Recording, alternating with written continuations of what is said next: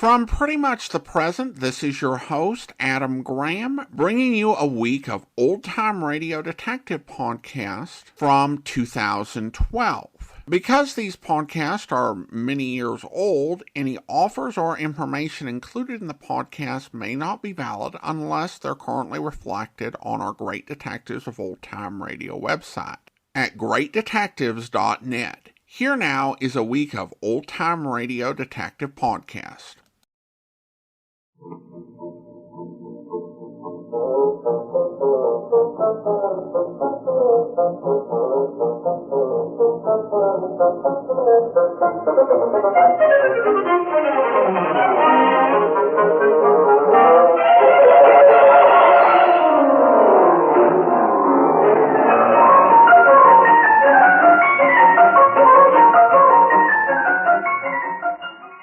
To the Great Detectives of Old Time Radio from Boise, Idaho, this is your host, Adam Graham. If you have a comment, email it to me, box13 at greatdetectives.net. Give us a call, 208-991-4783, and become one of our friends on Facebook, facebook.com/Radio Detectives. Well, today's episode is brought to you by the financial support of our listeners, and I want to thank you so much for your support, and I want to especially thank Robert for sending along his support, and as we do with all donations of $7 or more, we'll be sending along access to our premium site. Well, it's time now for today's episode of The Adventures of Frank Race, The Airborne Adventure.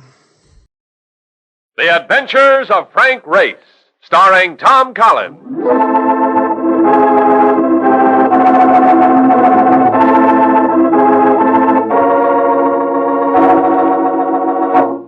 The war changed many things, the face of the earth and the people on it.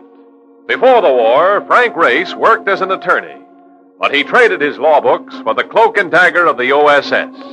And when it was over, his former life was over too. Adventure had become his business. The Adventures of Frank Race.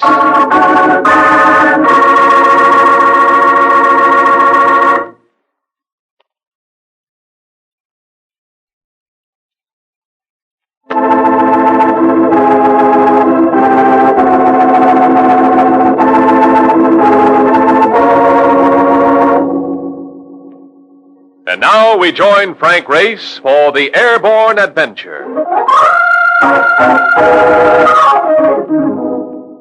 At the wheel of a taxi, Mark Donovan's idea of safety is to miss an oncoming truck by the depth of a paint job. In any kind of trouble, he's a lion, particularly with an end wrench in his hand. But when it comes to flying, he exudes about as much verve as a serving of spinach. The moment we become airborne, he shrivels, remaining the glum introvert until we sight the ground upon which we expect to land. So now, coming into San Francisco on the China Clipper, I watched him loosen up for the first time since we took off. Look at that pretty pavement, that beautiful grass, that lovely mud. In a few minutes, I will be able to drop flat on my face and kiss some of it. A message for you, Mr. Race. Oh, thank you. Probably another case. Well, I ain't going to mind spending a little time in Frisco. Now, listen to this, Mark. Important foreign assignment necessitates your taking off for Europe within the next 8 hours. Oh. Contact me as soon as you land. Layton International Indemnity. Oh, mother come rub it. I ain't got a chance.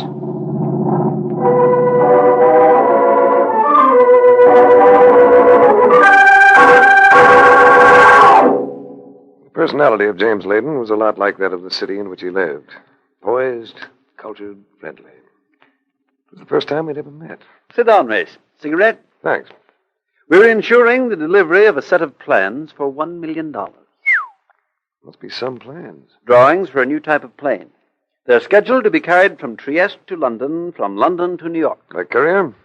Right. And you will be the courier. My fee's going to seem like a lot of money for a messenger boy. We'll consider it a sound investment.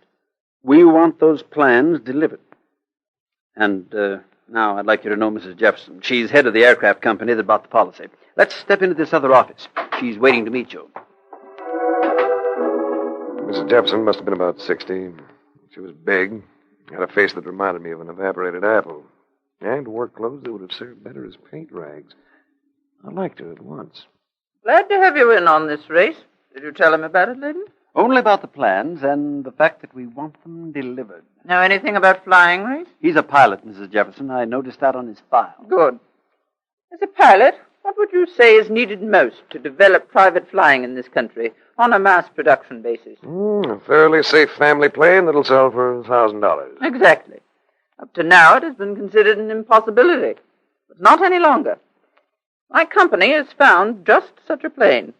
A non-spinnable four-passenger job that'll do 150 miles an hour at 8,000 feet. Just bought the plans for it. And you could build it to price? Definitely. Then you'll revolutionize flying. That's our aim. That and the profit that will go with it. I can't help being curious about one thing. What's that? Trieste seems an odd place to be finding aircraft designs. No, we didn't find them there, Race.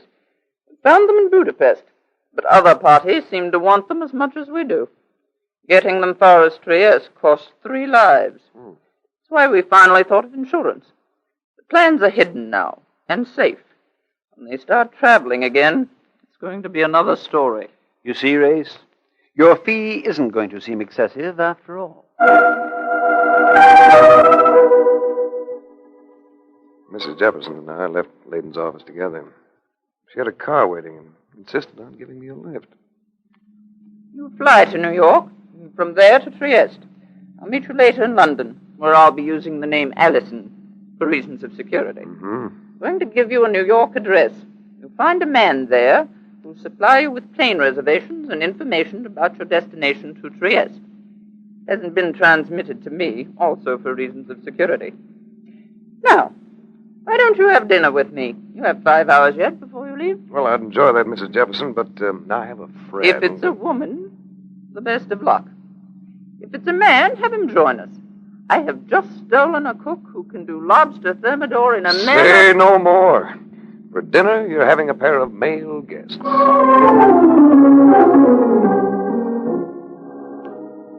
We stopped for a few minutes while I phoned Mark. Then we drove to a brownstone front that had the look of a dowager sure of her position in life. Mrs. Jefferson rang the bell, but instead of a butler answering the door, it was opened by a man gripping a pistol. He was dressed conservatively, in a well-cut suit. But if he had any interest in public relations, his attitude didn't indicate it. Come on in. Just don't make no phony moves, either of you, or I'll slap you clear out of shape, which might be an improvement for you, sister. All right, you don't have to be so obnoxious about it. Lippy dames. How I love lippy dames. Especially battle axes like you. Come on, move. Gave her a push that sent her reeling, and treated me to 1 inch of pistol barrel between my ribs. A stab that left me thoroughly inarticulate for the moment. In the living room sat 2 more of them. One was an ordinary strong-arm boy. The other could have been a businessman. He looked smooth enough to sell underwater lots by mail. Nicely done, Venner. Move them away from the door. Charlie, go and take care of that chauffeur and then stay out front and keep your eyes open. Don't get the idea that you'll pry anything out of me. You won't. I wouldn't make up my mind so definitely if I were you. We've ways and means, you know. Very convincing ways and means. You wouldn't dare. Or wouldn't we? Venner, take over.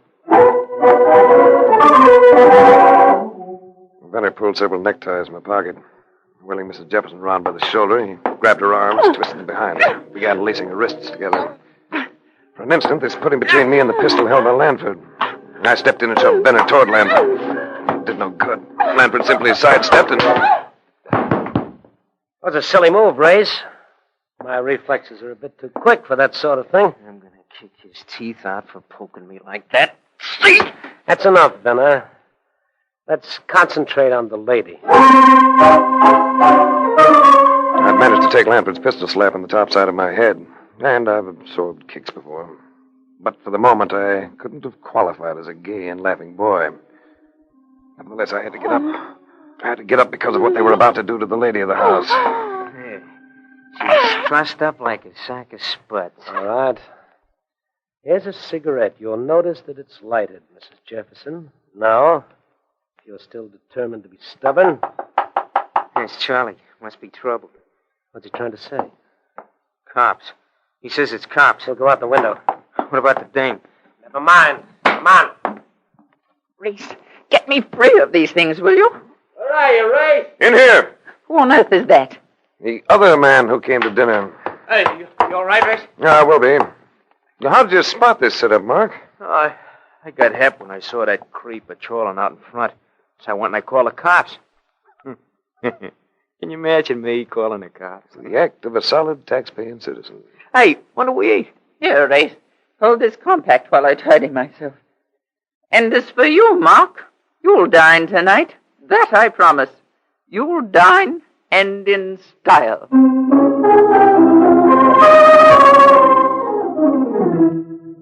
Mark and I landed at LaGuardia Field just before 8 o'clock the next morning.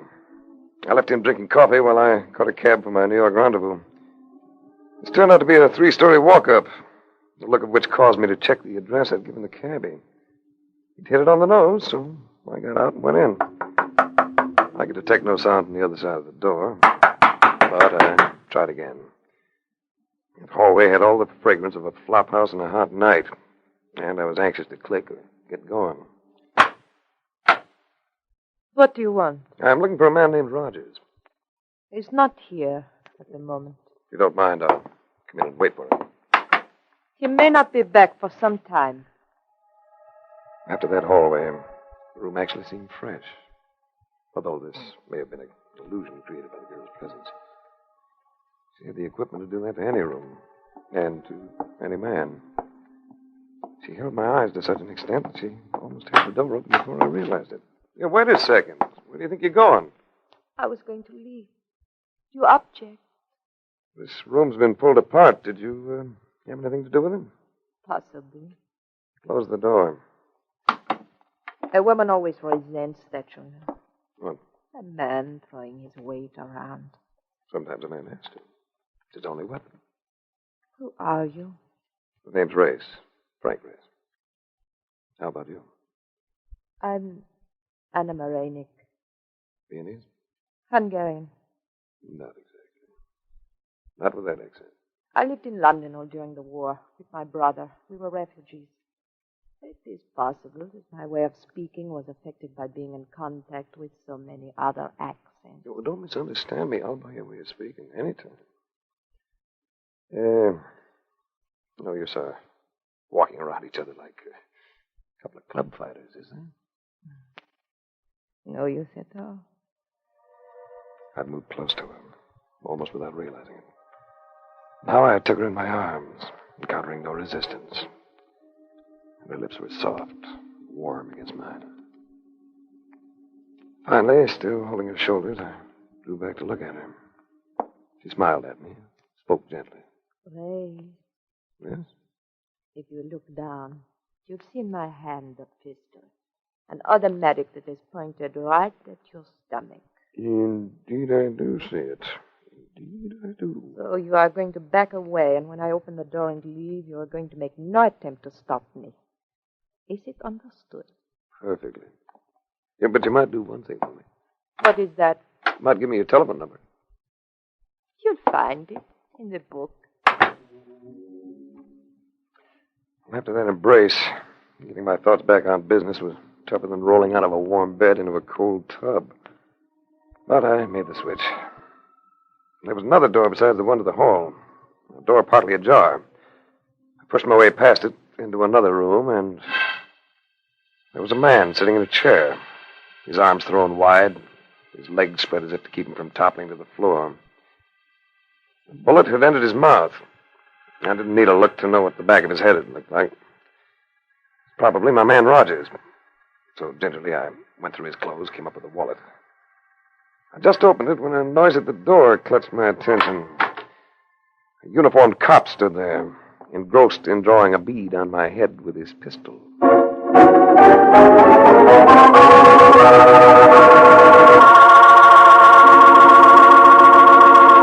We'll return to the adventures of Frank Race in just about 1 minute.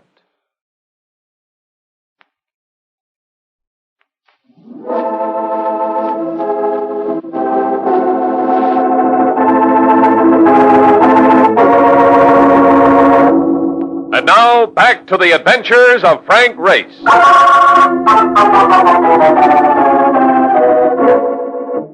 I was in a jam. No doubt about it. When you're caught going through the wallet of a man who's just been shot to death, there isn't much you can say that'll sound convincing. So I just sat tight until the plainclothes squad arrived. All right, what goes on here? I needed just one look at that Irish map to know that I was getting a break. Fat and moon-faced, with the eyes of a lethargic Eskimo. Dan Manson operated as a detective lieutenant in the homicide detail. Fine thing. Doubleheader at the stadium, and I get yanked for a deal like this. Hello, Race. The heck with the stadium. Tell this patrolman I'm a law-abiding citizen, will you? You mean you're the suspect here? Well, what do you know? Can't a guy find a chair in this laundry? Who messed it up like this? Might have been the girl who was here when I arrived. Yeah? Dan, I've got to leave for Europe sometime today, so naturally I wouldn't want to be tied up with this business. Well, don't give me that. You're going to be our number one material witness. No, I'll be around for the inquest and give you my word. I don't know, but... Well, the number you want right now is that girl. Well, you say there was a dame here. How do I know you're leveling? He was going to hold me unless I came up with something. So I reached into a pocket and produced the compact entrusted to me the night before by Mrs. Jefferson. And forgotten by both of us. I said, here, she left this. You'll find fingerprints all over it. Yeah, including yours. How old a dame? Oh, 25 maybe. Beautiful, too. You'll have your smiling Irish face all over the front pages. You along with her legs. Well, all right, Frank. But I'll have to have your word that you'll show up for the inquest. I'll give you my word and the name of every place I expect to be for the next few days.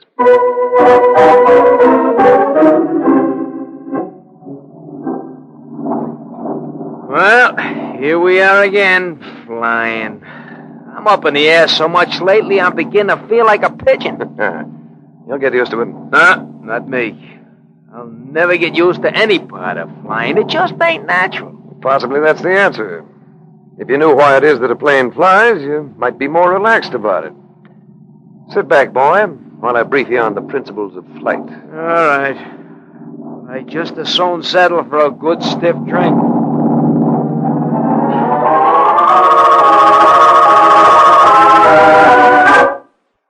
Trieste, city of many nationalities, port of intrigue. Mark and I put up at a hotel called the Vittorio. I'd cabled Mrs. Jefferson about the death of Rogers, so we settled ourselves to await developments. On the afternoon of the third day, Mrs. Jefferson walked in on us, accompanied by an elderly man who projected the impression of a hen on hot bricks. Dr. Tender is an aeronautical engineer. He designed our plane. Yes, I designed it, but I have no desire to be responsible for the delivery of the plans to your country. I would much rather you took charge, Mr. Race. It's all right with me. When do I take over? Bring the plans here sometime this evening.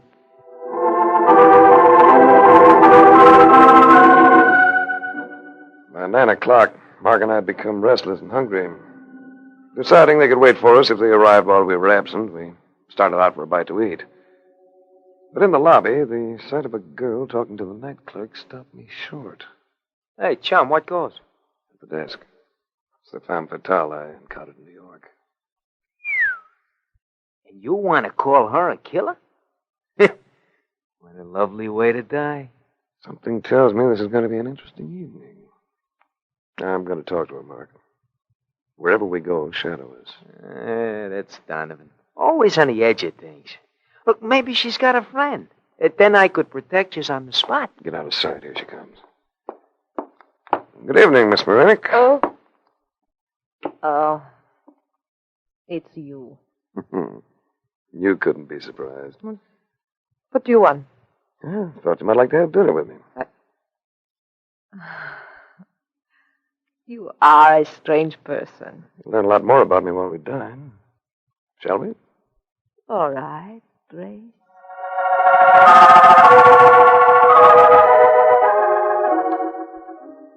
We found a little place below sidewalk level with a floor of flat cobbles. We sat at a table of scrubbed oak and looked at each other by the light of a candle jammed in a bottle that had once held Hennessy's 5-star cognac. Why'd you stare at me? You're so beautiful. And so lethal. I didn't kill that man, Race. He was dead when I arrived. Why were you there? Later, perhaps I may be able to tell you. You're going to give me trouble, baby. I'm sure of that. You got to give me trouble because of the look of him. The touch of him. Remember that kiss we had a few nights ago? Yes, I remember, Race. I remember. A little too well. But such things are not for me. Not yet. All right, baby. Let's have it. So you can mock me with your doubt? I can see that you and I are... What is it, Race? We're going to have company. A threesome just came in. Perhaps you know them. Those men? I've never seen them before. They spotted us. They're coming over. They move slightly to one side. Who are they? The first one in front calls him Lanford. You can classify him as a very sinister personality. Good evening, Mr. Reyes. Don't sit down, Lanford. Just keep standing there. All three of you. You have a pistol. Another excellent Luger. One that could put slugs into all of you in less time than I need to take a breath. You won't get away from us, Race, any more than Rogers did in New York. So you were the authors of that little act. Thanks for the information. Now you can listen to some news from me. I'm going out of this place while you stay behind. The young lady will probably want to stay with you. No, Race. I'll go with you. My sense of discretion said, go along. But the tone of her voice swayed me, and I nodded. Outside, the street lamps had been turned off, leaving the streets dim, shadowy. They'll follow, won't they? Yes. So we'll duck in here. There's a stable, ramshackle with gaping holes in its boarding. We moved to the back of it, crowded into an empty stall. What is it they want? Same thing you do, I imagine. Wait. I hear something. Well, of course you hear something. You didn't really believe you could get away from us, did you, Race? That was by sound, Lanford. The next one won't just cripple, it'll kill.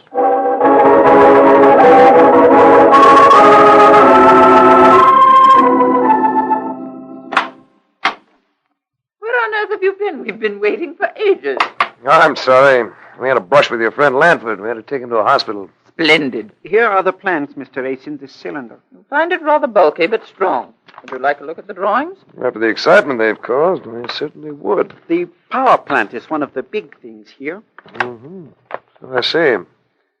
Turbine activated by 4 simplified jet units. We are making great strides in aviation these days. For too long, we were parasites. For power, we used the engine that had been developed by the automobile. For propulsion, we used the propeller evolved for ships. With some modification, of course. Very little when you come to think of it. The engine we took as it was, and in water or in the air, the propeller works in much the same way. But from now on, it is going to be different, Mr. Ace. Jet force, new designs. From now on, aviation will be the giver, not the receiver. How about it, Race? You feel all right about taking over these drawings? I'll take care of them. Don't forget, there's a lot of money tied up there.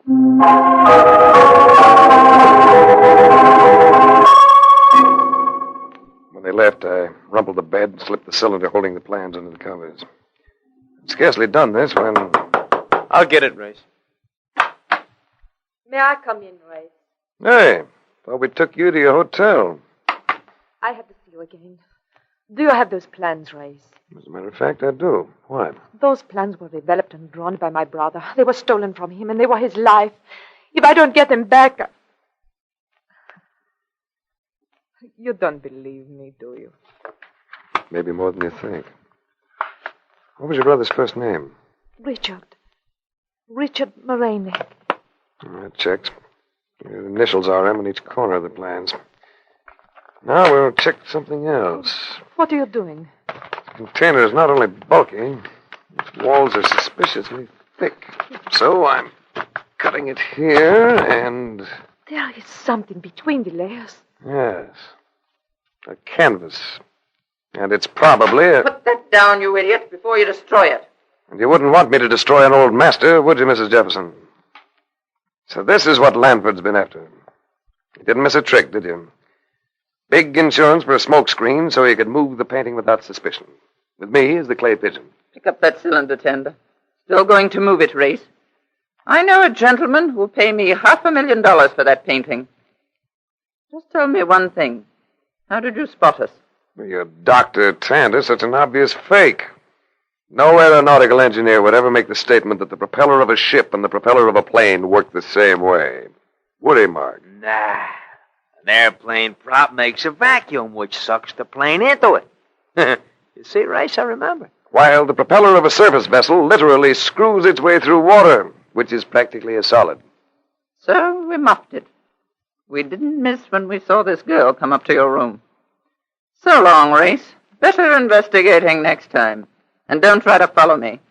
I know how to handle this pistol right well. I don't have to follow you, Mrs. Jefferson. When you hear this cablegram, you'll be following me. Cablegram? When the police found me with Rogers in New York, they wanted to hold me as a material witness. I staved that off by telling them that a woman had been there. To prove it, I gave them that compact of yours. My compact? Yes, and it seems it had a mess of fingerprints on it. Most of them yours. I didn't kill Rogers. I was on my way to London. But you traveled under another name, you remember? Which makes me your only alibi. You're bluffing. Am I? Listen to the cablegram. Your young dame turned out to be a Mrs. Leah Jefferson, age 54. Where is she? Signed, Manson, Homicide Bureau, New York Police Department. Pay no attention to him, Leah. Let us go. I have to pay attention to him. You think I'm going to spend the rest of my life running from a murder rap? You're crazy. What are your terms, Race? I'll take the plane drawings to the States, as per your insurance contract. The canvas will turn over to the proper authorities here in Europe. We'll say we found it. All right. It's a deal. It is no deal. I, too, have an interest in this affair. No, don't lift that pistol, Leah, or I'll put a bullet in you from this gun of mine. Now, just stand quietly, all of you. And now... I was justified in doing that, wasn't I, Race? After all, he was attempting to break the law. I'm afraid I'll have to leave that decision to the local police. What about my brother, Race? Those drawings belong to him.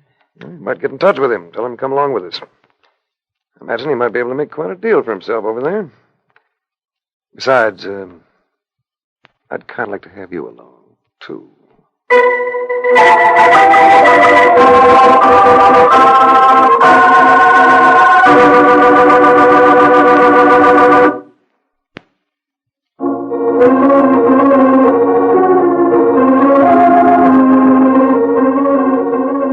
The Adventures of Frank Race, starring Tom Collins with Tony Barrett as Mark Donovan, comes to you from Hollywood.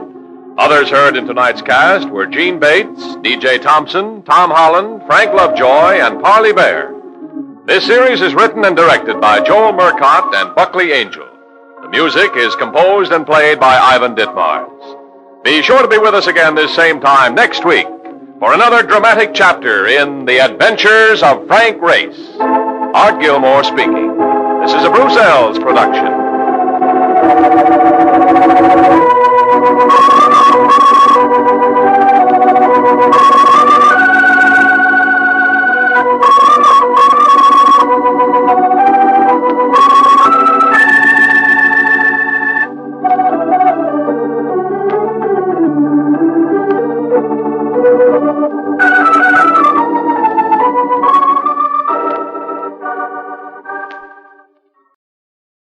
Welcome back. Well, give this to Frank Race. He doesn't let business get in the way of introducing himself to a beautiful woman. That scene where he eventually came across the dead body was just almost surreal.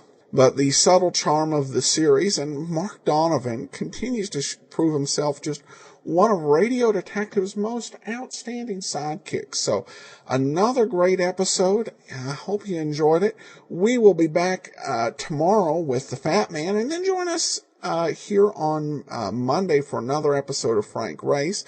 I do encourage you can enjoy the Old Time Dragnet podcast as we get into our last 21 podcast over at radiodragnet.com, and to follow the Old Time Radio Superman show over at laserandsword.com. Well, as promised, I said we'd talk a little bit about J. Scott Smart, who played the Fat Man, and His career really in acting was mostly as a character actor. He landed the role of the Fat Man with the thought that only a fat man could be able to play a fat man appropriately. Smart's most famous role was as one of the regulars in Fred Allen's feature, Allen's Alley. Mostly, he ended up doing character work, both in films and in radio. He appeared in several of the Columbia's Shakespeare cycle as in minor character roles. However, he was quite accomplished outside of the world of acting. Charles Laughlin, a biographer of Smart's, says that he was a stage actor, a jazz historian and musician, an amateur gourmet chef, newspaper writer, and artist. So many talents, but this was his real big shot at stardom. The program was originating in New York City, so you get to hear some of the different actors who were in New York and not in Los Angeles. In 1947, he would settle down permanently in Maine and would take basically a 2-day journey from Maine to fly from Boston to New York to record the show, stay overnight, and then fly back to Boston, drive back up to Maine. Well, with that said, let's go ahead and take a listen to today's episode of The Fat Man, The Twice Told Secret, brought to you by the financial support of our listeners. Thank you so much. Here now, enjoy. Weight, 247 pounds. Fortune, danger. Who is it? The Fat Man.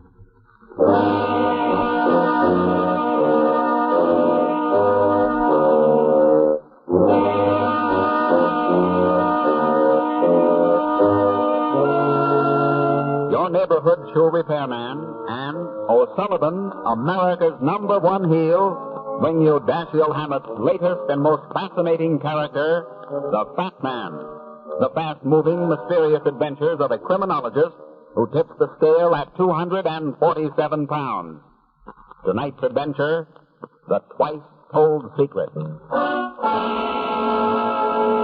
now, here's the Fat Man.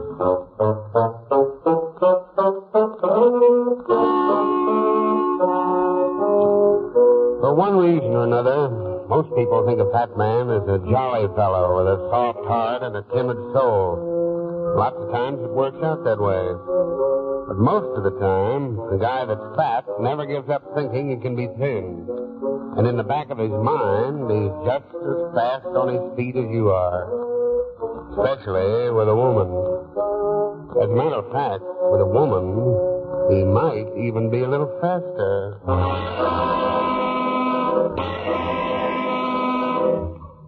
This story began in a tailor shop around the corner from where I live. The usual kind of a place. Mo Lipman, the guy that owns it, is the usual kind of a guy. I see him for about 5 minutes every month. When I do, I tell him about catching crooks, and he tells me about pressing pans. It's a strange thing, Mr. Runyon. Very strange thing. In this business, you're learning something new about people all the time. You see this pinstripe suit? Mm-hmm. Made by Dr. and Son. The best tailors in the business. Cost maybe $300, maybe $400 without extras. And the man who owns it, he buys them by the dozen. Rich, huh? Rich? We should have in nickels what he has in $1,000 bills. Well, what's the point of your story, Mo? Well, I'm telling you. This guy has all the money in the world. What do you think I found in his pocket? What? A pawn ticket. Now, there is human nature for you. Man has enough capital to finance a railroad. So he's got to go to a pawn shop and hawk something. Yes? Do you take care of Mr. Kavanaugh's clothes? Mr. Kavanaugh? Oh, sure. I was just talking to him about this gentleman here. Well, did you pick up a suit from him today? A double-breasted pinstripe? You mean this one? Yes. That's it. May I see it, please? Well, I didn't press it. Oh, that's all right. It doesn't matter. Oh, wait a minute, lady. I can't let you go through the pockets. I don't even know who you are. I'm a very good friend of Mr. Kavanaugh's. But even so... Don't be a fool. I'm not trying to steal anything. What are you trying to do? Find something I left in the pocket of his suit last night. It wasn't a pawn ticket by any chance, was it? Why, yes, it was. Yours? Please, I want it back. Where is it? You haven't answered my question yet. Is it yours? Well, I don't see how it concerns you, but if you must know, yes, it is. Now, may I have it, please? Well, I don't know. Sorry, miss. We haven't got it. What? Mo just returned it to Mr. Cavanaugh. Well, that was a stupid thing to do. Now I have to... What? Nothing. Hey, wait a minute. Where are you going? None of your business. Okay, sister. Mr. Runyon, what are you doing to me? Why did you tell her we didn't have the ticket? Because I didn't want you to give it to her. A fine thing. Now she'll go back to Kavanaugh. She won't go anywhere, Mo. Why not? It's her ticket, isn't it? But she didn't put it into Kavanaugh's pocket. How do you know? Figure it out. If she left it in his pocket, she wouldn't be so anxious to get it back before the suit was returned. You mean Kavanaugh doesn't know about this ticket, maybe? He doesn't know, and she's not going to tell him. How long will it be before you deliver that suit, Mo? A couple of hours. You mind if I borrow the ticket in the meantime? But please... It's worth a 5-spot to me, Mo. What do you say? Never mind the 5-spot. If you bring it back... boy. I just want to find out what she hawked. And if I get the case, I'll give you a commission. Case? Who said anything about a case? Nobody. I just smell one coming.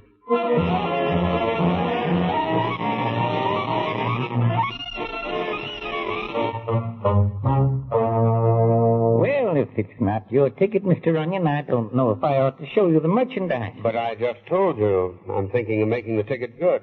Only I want to see what I'm buying first. Well, I suppose it's all right. It's right here in this case. Which one is it? This one, the bracelet. Some hunk of ice. What's that inscription on the inside? Huh? To Rita with love, January 28, 1946. January 28th, huh? Didn't wear it very long, did she? No. You got the owner's address there? I want to make sure I've got the right party. Oh, certainly. The name is Ritchie. The apartment is 14B Cortlandt Towers. Thanks. Now, anything else I can do for you? Well, just to make sure, you happen to remember what this dame looks like? What's that? The dame. What does she look like? You must be mistaken, Mr. Runyon. A woman didn't pawn this bracelet. Ritchie is a man.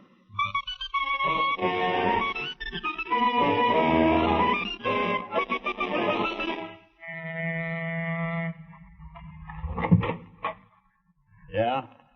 Mr. Ritchie? That's right. Who are you? The fat man, Brad Runyon. Never heard of you. Wait a minute. Don't try to close the door on my face. It isn't polite. Get your foot out of there, I'll step on it. It's a good trick, Ritchie.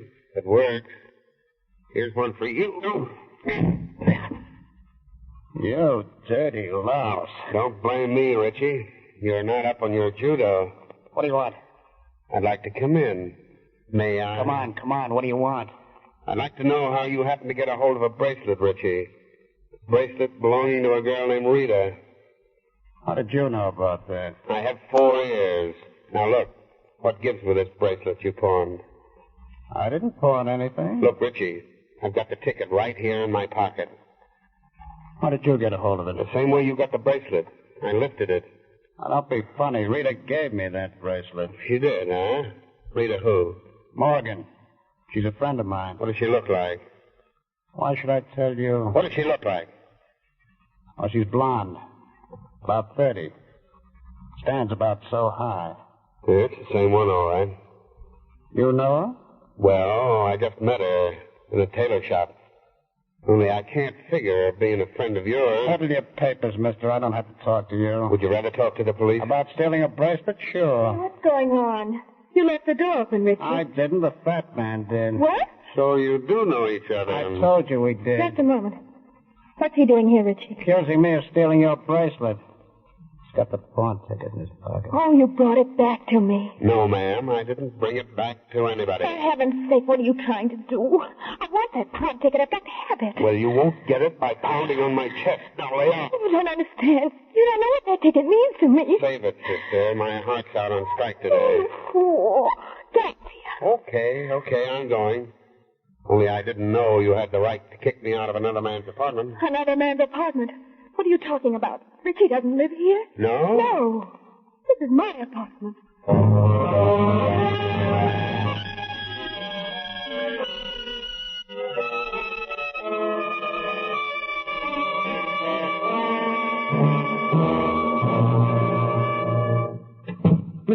Mr. Runyon, where have you been? Nosing around? What's the matter, Mo? My 2 hours aren't up yet. But Mr. Kavanaugh's here. His son, I mean. And he wants that pawn ticket. Okay, I'll give it to him. You had no right to take it, Mr. Runyon. He had no right to give it to you. Now, don't get all excited, son. There's no harm done, as long as... Never mind. Just give me that ticket and let me put it back in my father's suit. I want him to find it in his pocket. Oh, I see. You're the one who put it there. What if I did? What business is that of yours? None, I suppose. Only I might be able to help you. I don't need any help. I wouldn't be too sure of that. Especially if you're working against a woman like Rita Morgan. What? You're not trying to make your father give her up, are you? Well, all right. It's a big job, kid. A very big job. And I can handle it. Dad gave her that bracelet less than a month ago. And when he finds out who pawned it, he'll never marry her. Oh, so that's the game. She wants him to marry her. Never mind. Just give me that pawn ticket and leave me alone. Okay, kid. I've got it right here in my... Why, the little devil. What's the matter? She stole it right out of my pocket.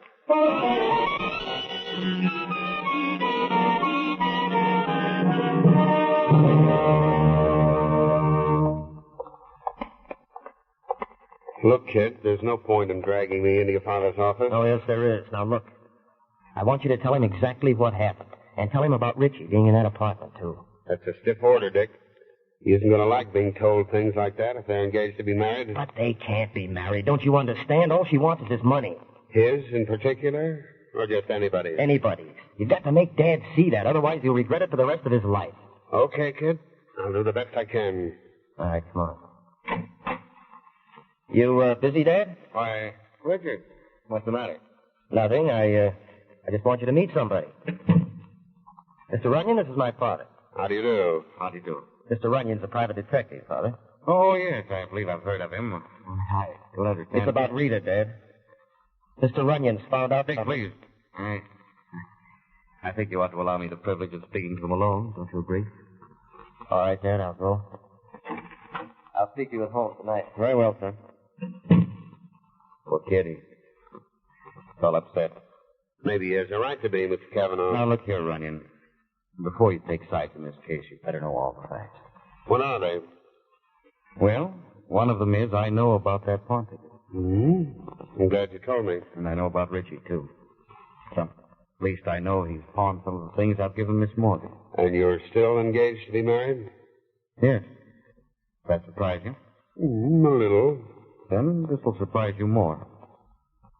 I'm in love with Miss Morgan. Very much in love. In spite of the pawn tickets, Richie, and everything else. Oh, then this is where I step out. No, I'd like you to step in, Mr. Runyon. Why? Because I want to marry Miss Morgan. That shouldn't be hard. Fool Runyon. She's not interested in me because of my money. She's in love with me. And what's holding you back? That's what I want you to find out. For some reason or other, she won't marry me. What? It's a strange thing, Runyon. But I'm sure this fellow Richie has some mysterious hold over her. He's terrorizing her in a way I can't understand. And I can't help but feel that something disastrous is going to happen. What? Somebody is going to be murdered.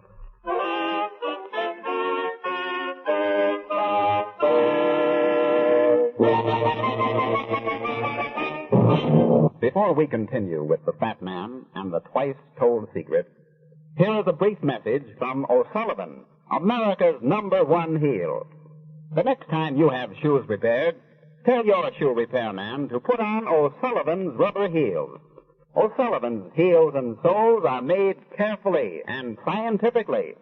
That is why when you specify O'Sullivan's, you can be sure of getting a quality product that will give long wear and real comfort. We are certain that this comfort and long wear, which you will get from O'Sullivan's heels, will do much, much more to convince you of their quality than anything we can say. Why not try a pair of O'Sullivan's rubber heels? They are guaranteed to give satisfaction or a new pair attached at no cost. And now, back to the Fat Man and the twice-told secret.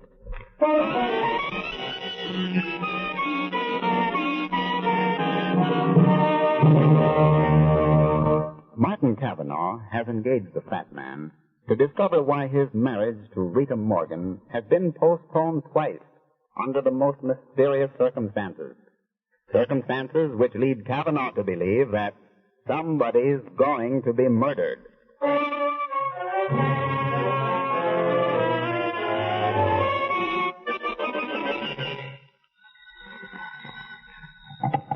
Hello? Hiya, baby. Brad. How nice to hear from you in the middle of the day. Or did you call me up for a favor? Well, I'll tell you, Kathy. Oh, I knew it. What do you want me to do? Go to church. Have you ever been there? Not with you, dear. When are we going? You're going right now, if you can. I've got to check up on a guy named Richie. And while I'm doing that, I thought you might do some checking up, too. In church? Yeah. The Church of the Heather on Pine Street. Mr. Dawson is the minister. Go on. Well, I want you to find out about some wedding arrangements. Brad, you darling. Don't get any ideas, sweetheart. That's a wedding that's been postponed twice. Oh, whose is it? Mr. Cavanaugh. Now, look, baby. I'd like to know exactly why that wedding was postponed each time. I see. And while you're at it, you might ask Mr. Dawson if there's any chance of the next date being postponed. Kind of important. Why? Because if the wedding doesn't come off this time, he may have to change the ceremony to a funeral. Well,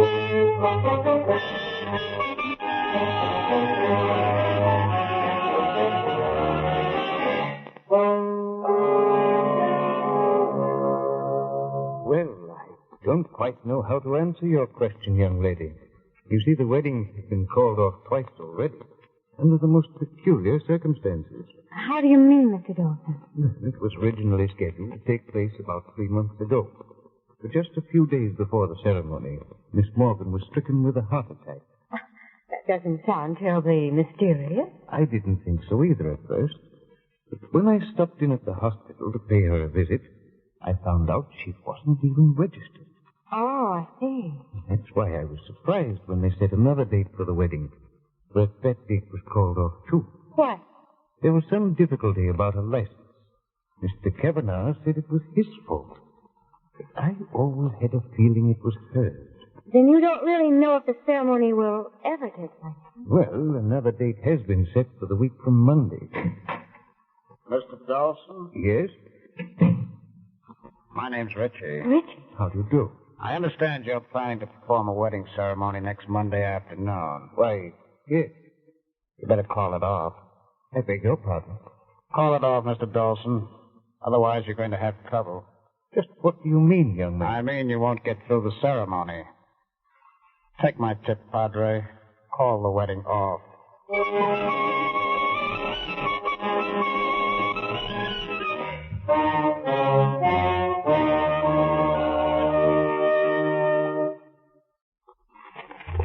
Brad, why are you dragging me back to the office? It may be a long afternoon, honey, and you're much more interesting than a game of solitaire. I resent that, Mr. Runyon. Well, I don't know why.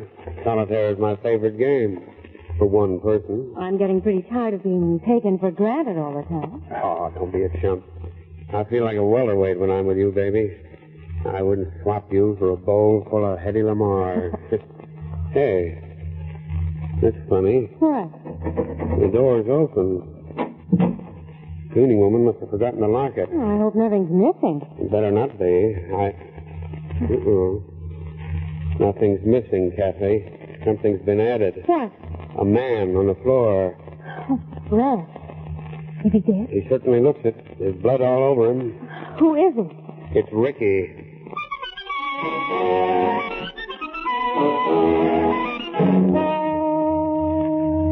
Murdered? In your office? That's what I said, O'Hara. Not more than an hour ago. Somebody bashed his head in with my best bronze figure. Holy mackerel. Wait there for me, Brad. I'll be over in 6 minutes. Okay, I'll sit tight till you get here. Oh, what a mess. What a mess. I don't mind people dying in my office, but they ought to die clean. That's not Ricky's cause for murder. He should have used poison. See? Or she. That's what I was thinking. There was a dame in this office before we got here. How can you tell? Look at this ashtray. Lipstick on the end of a cigarette stub. And it isn't your shade. Is it Miss Morgan? I don't know, honey. I didn't study her lips. What did you... There. What's the matter? I heard something move in that closet. Quick, get down, Captain. What are you going to do? Open it up. Well, fancy meeting you here, Mr. Cavanaugh. I rather wish it had. I don't blame you. Oh, it's not as bad as all that. I didn't kill him, Runyon. He was dead when I got here. You'll have to figure out a better one than that, Mr. Cavanaugh. You're a perfect suspect. I know. It's stupid of me to hide. I should have realized how it would look to somebody else. Never mind how it looks. How is it? Well, I got here about 10 minutes ago and found the body just where it is now. As soon as I recognized Richie, I began to wonder who had killed him. How did you recognize Richie? I'd seen a picture of him in Teresa's apartment. Go on. Well, I had a feeling that Richie might have been killed by somebody I cared about. So I looked around to see if any clues had been left behind. Then you heard us outside. Yes. I don't know why, but I got panicky and dashed in here. Then when you spoke on the phone, I realized the police would come and I'd be discovered. Unless what? Unless you let me go. That's a big condition, Mr. Cavanaugh. If you're it, I can get into a lot of trouble. But you're the only one who knows I'm here. You and this young lady. How about it, Runyon? All right, Mr. Cavanaugh. You can beat it. Thank you. Thanks ever so much. Hey, wait a minute. What are you picking up there? It's my hat. Drop it. But drop it, I said. Don't you know you can't touch anything at the scene of a crime? But if they find my hat here, they'll suspect me. Let them. You didn't do it. The murderer will prove you're innocent. Oh, now, Mr. Runyon, you can't make me leave this hat here. I can, and I will. Let go. I thought so, Mr. Cavanaugh. You had a very good reason for wanting to remove this hat. What do you mean? It isn't yours. See the initials? I didn't look. Oh, yes, you did. You're trying to protect someone who was here before you were. Your son, Richard.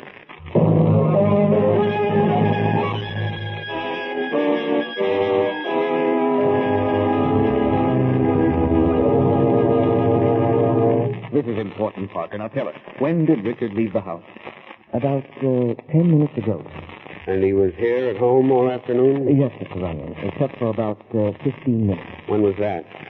About 3 o'clock, I should say. He said he had to pick up a railroad reservation. For what train, do you know?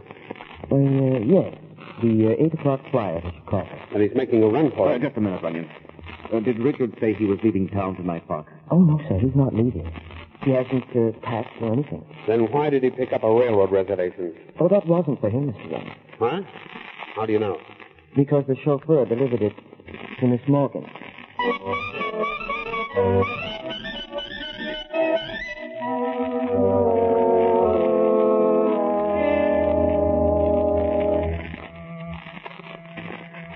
I guess she's gone, Brad. Either that or she won't open the door. Come on, open up. We know you're there. Soon? No, but we're going in anyway. How can we? The door's locked. Just give me some room. Oh, one more and I'll have it. There. That'll save us the trouble. Well, hello, Miss Morgan. Don't you answer your door? Not when I'm in a hurry. What's the rush? The train doesn't leave till 8 o'clock, and you're practically all packed. That's no concern of yours, Mr. Runyon. Oh, look out, Brett. She's got a gun. I'm going to use it, too. You try to stand in my way. Now, don't be silly, Miss Morgan. I always yield to a gun, especially a pearl-handled one. Stand over there. Both of you. Certainly. I had no intention of stopping you from leaving. I'm glad you're running away. I'll bet you are. I am. Much more incriminating this way. Flight is almost an admission of guilt. Well, that isn't the reason I'm going. Yeah, what is? I can't afford to stay. I'll be convicted of a murder I didn't commit. That doesn't happen very often, Miss Morgan. Oh, but it will this time. There's no way out of it. I had every reason to kill him. Reason isn't enough. You have to have the opportunity. I had that, too. I was with him when he went into your office. The door wasn't locked, and we went in together. But you left before the murder took place. Yes, I did. When I left, Richie was alive. And now you're running away because young Mr. Cavanaugh was good enough to provide you with a ticket. Oh, young Richard Cavanaugh hates me, Mr. Runyon. That ticket he sent me was just another threat. What? For weeks now, he's been threatening to kill me if I didn't get out of town and leave his father alone. This afternoon, he sent me the ticket. And you're taking it because it comes in mighty handy. That's right. It's a good story, Miss Morgan. You'll never get on that train. You won't stop me. I won't have to. I'll have the cops pick you up at the station. Stay where you are. Don't be a fool, Miss Morgan. The minute you step out that door, you put a noose around your neck. That's my outlook. You just stay where you are till I'm gone. Okay, sister, go ahead. I will. Goodbye, Mr. Runyon. So long. Count 3, Kathy, and then pick up the phone. All right. 1, 2, 3. Oh, Fred, what was that? Shot out in the hall. Stay here, baby. I'll find out what's going on. Oh, my arm. My arm. Miss Morgan, what happened? He shot me in the arm. Who? I don't know. He was standing there in the dark, over there by the stairs. Well, he's gone now. I'm going to get you to a doctor. There's just one thing I want to know first. What? A moment ago, you said you had every reason to kill Richie. What was the reason? He was blackmailing me. He wouldn't step out of the way and let me marry Mr. Cavanaugh. What do you mean he wouldn't step out of the way? Just that, Mr. Runyon. Richie was my husband.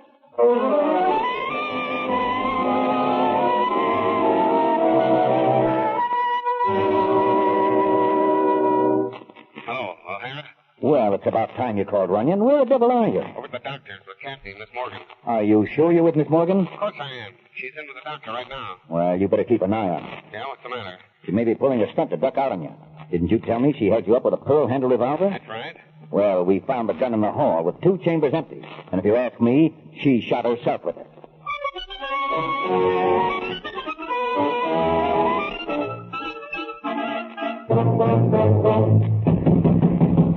Dr. Lewis. Dr. Lewis.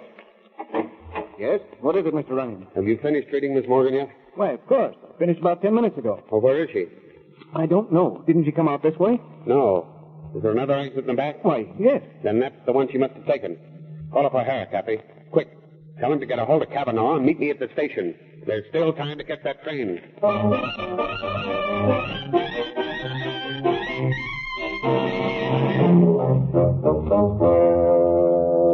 How do you know this is the right drawing room, Runyon? I checked the reservation, Mr. Cavanaugh. All right, O'Hara, push the buzzer. Okay. Do you think she's on this train, Brad? I don't think anything right now, but we got to find out. Yes? Well, Richard Cavanaugh. Dick. Why, Dad. Mr. Runyon, what's this all about? Suppose you tell us, kid. What are you doing in this drawing room? Why, I was just waiting for Miss Morgan. I wanted to make sure she got on the train. Still carrying out your threat? Well, more or less, yes. Is there anything wrong with my being here? Plenty. Ed Ritchie is dead, kid, just in case you didn't know. And the way it stacks up right now, you're the one who killed him. What? Runyon, that's ridiculous. Why would Dick want to kill Richie? For lots of reasons. When you see what I'm driving at, Mr. Cavanaugh, you won't be so anxious to protect him. Well, don't be a fool. Don't you be one. This kid and your beautiful bride are running out on you together. They're in love with each other. I don't believe it. You don't have to. The jury will. But what about the threats, Brad? And all that stuff about the pawn ticket? That was all put on to make it look as if they hated each other. We did. Don't give me that. You left a damaging piece of evidence in my office, kid. Your hat. If that isn't enough to convict you, here's the rest of the proof coming down the aisle now. Miss Morgan. Grab her, O'Hara. When you get an arm for you, arrest this boy. Just a minute. He didn't kill Richie. Stop the noise. He didn't, I tell you. Because I did. Darling, don't say that. True, dear. I asked him to meet me in Runyon's office when I found out the secret he was holding over your head. Had an argument there. I killed him during the struggle. What about the hat? Well, the hat was Richard's all right. I took it by mistake when I left the house this morning. And I may believe I was protecting him by trying to remove it. What was the idea of that? I wanted to throw everybody off the track. I was sure he could prove he didn't commit the murder, but the way it worked out, I was really frightened. No, you weren't, Mr. Cavanaugh. I just made it look that way to drag a confession out of you. The case against Richard wouldn't stand up in court. Then why did you trick me? Because I knew you'd never be convicted. I knew that the one who killed Richie did it in self-defense. The mess you made out of my office proves it. And you wanted me to be acquitted in court. Yeah, that's the idea. Otherwise, you would have had to go through life trying to hide a murder. And that's no life for a guy that's going to get married.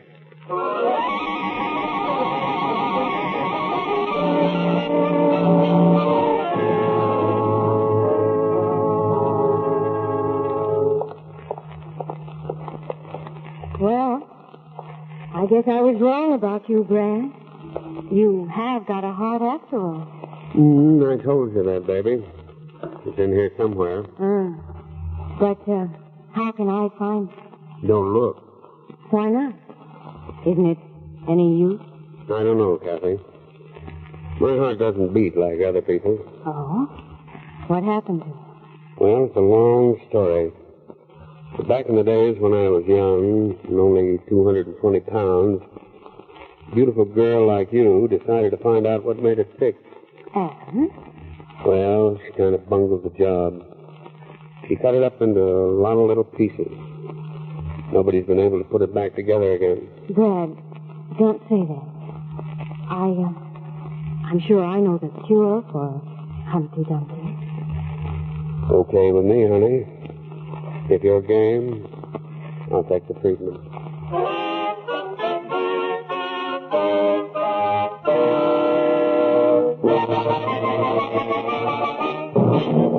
The Fat Man will be back in a few seconds with a word about next week's adventure. But first, a word from O'Sullivan. O'Sullivan's rubber heels and soles are fully guaranteed. That means if ever a pair of O'Sullivans do not seem satisfactory, take them back to your shoe repairman, and a new pair will be attached free. When you buy an O'Sullivan rubber heel and sole, you can be sure that you are getting a quality product at low cost, especially built to give long wear and real comfort. We hope you will remember to insist on O'Sullivan's. Next week's story is called A Shot in the Dark. And as the Fat Man says, No two murderers are alike. With the smart ones, you gotta play dumb. With the fools, you have to be clever. But with a madman, it's always a shot in the dark.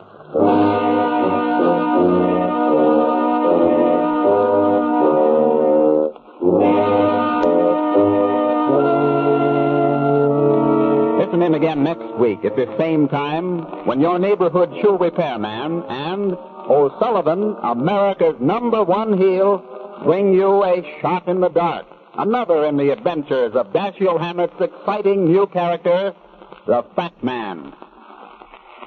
This is ABC, the American Broadcasting Company.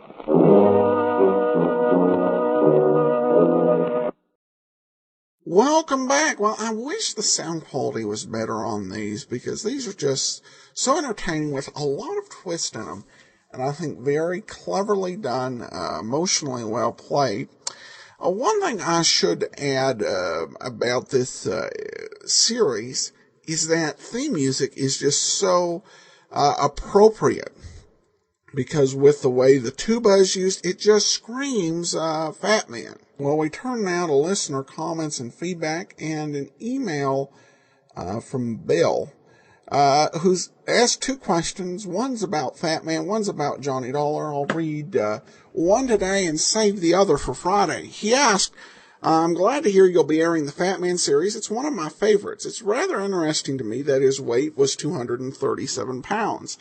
Men were much thinner in his days. Well, it looks like he packed on a few at the start of this episode. Went from 239 to 247. 8 pounds in 4 weeks must have been a stressful month. I've been there, really. Men were thinner. So certainly, even Frank Smith on Dragnet didn't weigh that much by, shall we say, the modern standards.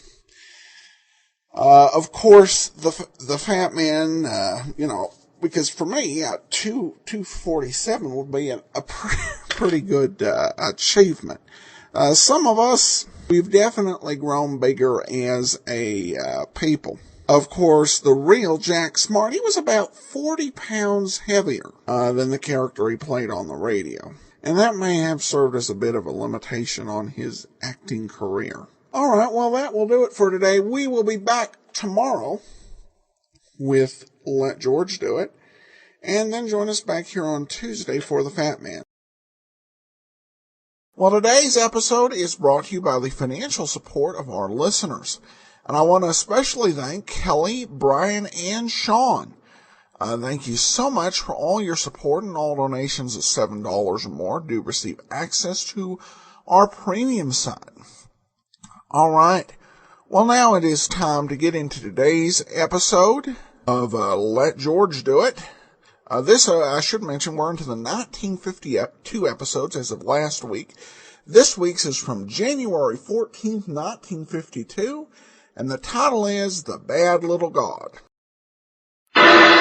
Personal notice. Danger's my stock and trade. If the job's too tough for you to handle, you've got a job for me, George Valentine. Write full details.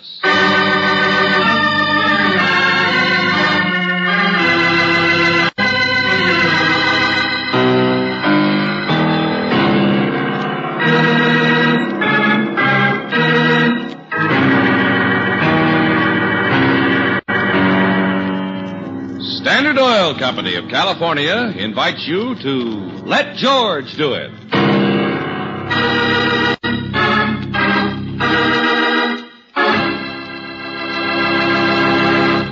In just a moment, we'll begin tonight's adventure of George Valentine. You know you are right with new RPM motor oil in your car, because new RPM doubles engine life the time between major overhauls due to lubrication. Yes, compared with premium-type motor oils, as designated by the American Petroleum Institute, new RPM motor oil doubles engine life. So get new RPM for your car at independent Chevron gas stations or standard stations where they say and mean, we take better care of your car.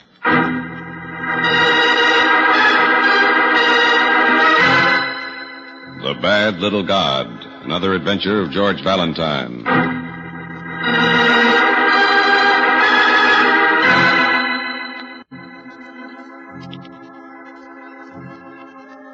Dear Mr. Valentine, last week I acquired for my Oriental art collection an object of quite some value. This week it appears that the item is bringing me nothing but unpleasantness. From several anonymous sources I've received mysterious messages, running all the way from offers to threats. I feel that if I'm to cope with this situation, I'll need your help. To put it bluntly, Mr. Valentine, I wish to continue ownership of this objet d'art and at the same time continue to live. I would appreciate it if you would call on me at the above address at your earliest convenience. Signed, Cornelius Latham.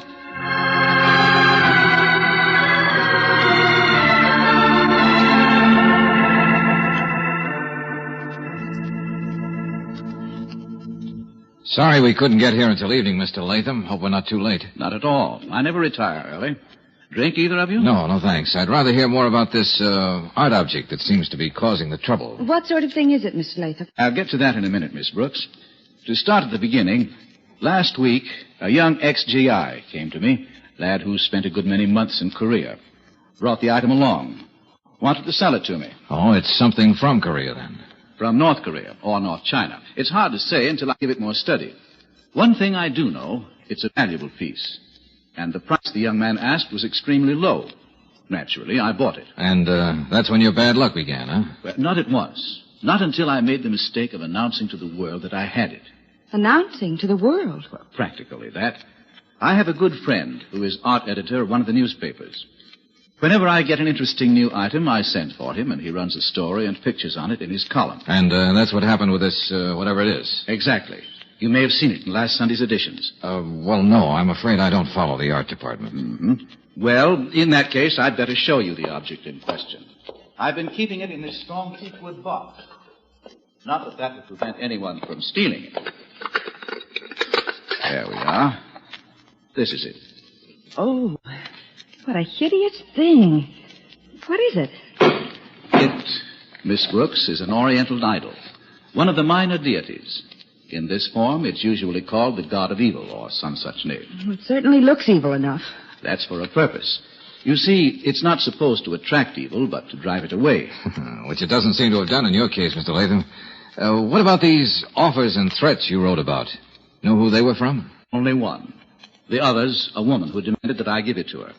A man who sounded like a thug said if I didn't give it to him, he'd stop at nothing short of murder. And the one you can identify? A man who gave his name as Radnick. Represented himself as an art dealer. Oh, I've never heard of him. Same story from him, huh? Not quite. He merely insisted that I sell it to him. When I refused, he said he had positive information that the idol was smuggled into this country, and if I didn't sell it to him, he'd report me to the authorities. Mm-hmm. Then I gather what you want me to do is track down this man who says he's an art dealer, find out if he's right about the smuggling, and if the others are in cahoots with him, right? Partly that, Mr. Valentine. I also want you to take the idol, find a safe place for it, until you get the necessary information. If it is smuggled, I'll be happy to make it right with customs. If not... Yeah, I see your point. All right, Mr. Latham. Give me the idol and the address of your art dealer, and I'll report back to you as soon as possible. Good. I hoped you'd do it. George, you mean we have to take that hideous thing with us? Yeah, that's right, Angel. Don't worry. This little fellow is supposed to drive away evil.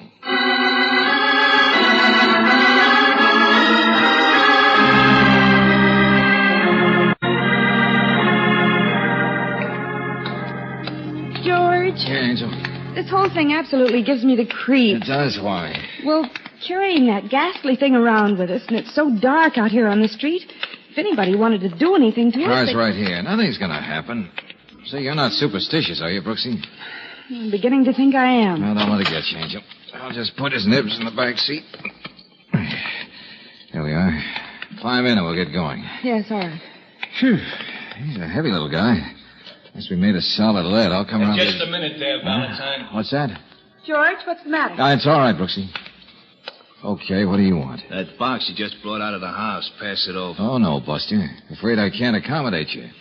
Now, just clear out, because that's what I'm going to do. Not yet. Or maybe you need a little persuasion. Get away from that car. You'll get nothing. That's what you say. You dirty... George! George, be careful! Shut up, you. Get away from that door. You big enough to make me get away? Why, you're playing with dynamite. Yeah? Yeah, like this. You had enough? No, I haven't. Oh, you gotta be convinced, huh? That's right. Okay. We'll kill you, George! You... Hey, wait a minute. What happened? The attack on you is over, Mr. Valentine. You may easily get away now. Well, now, look. Who are you? Where did you come from? Name is Ling, manservant to Mr. Latham. Oh. But how did you manage to knock out that big oaf? Oh, simple matter of judo, Mr. Valentine. Followed by a small blow on head. Are you all right, darling? Yeah, sure, Angel, sure. Ling had thought you might meet with trouble when trying to carry away the box. Oh, yeah, I met with trouble, all right. If it hadn't been for you, I'd have lost that round. Yes. Now, suggest you drive away on mission before large men on sidewalk wake up and start more trouble. Yeah, Ling, that's a good idea. And, thanks. We'll advise employer you are quite safe now, Mr. Valentine. Good night. Yeah, good night.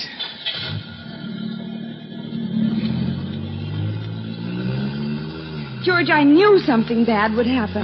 Well, it didn't, Angel, thanks to that houseboy. Now what are you going to do? Certainly we're not going to drive around with that awful thing in the back of the car all night. Just long enough to get down to the Union Station. Station? Why in the world are we going there? To deposit our precious cargo in one of those lockers they have there. 2 bits for a day's storage and take the key. Oh, well, at least I'll be glad to get rid of that thing. Then I'll drop you off at your apartment. Go home to mine. And we'll take up where we left off later.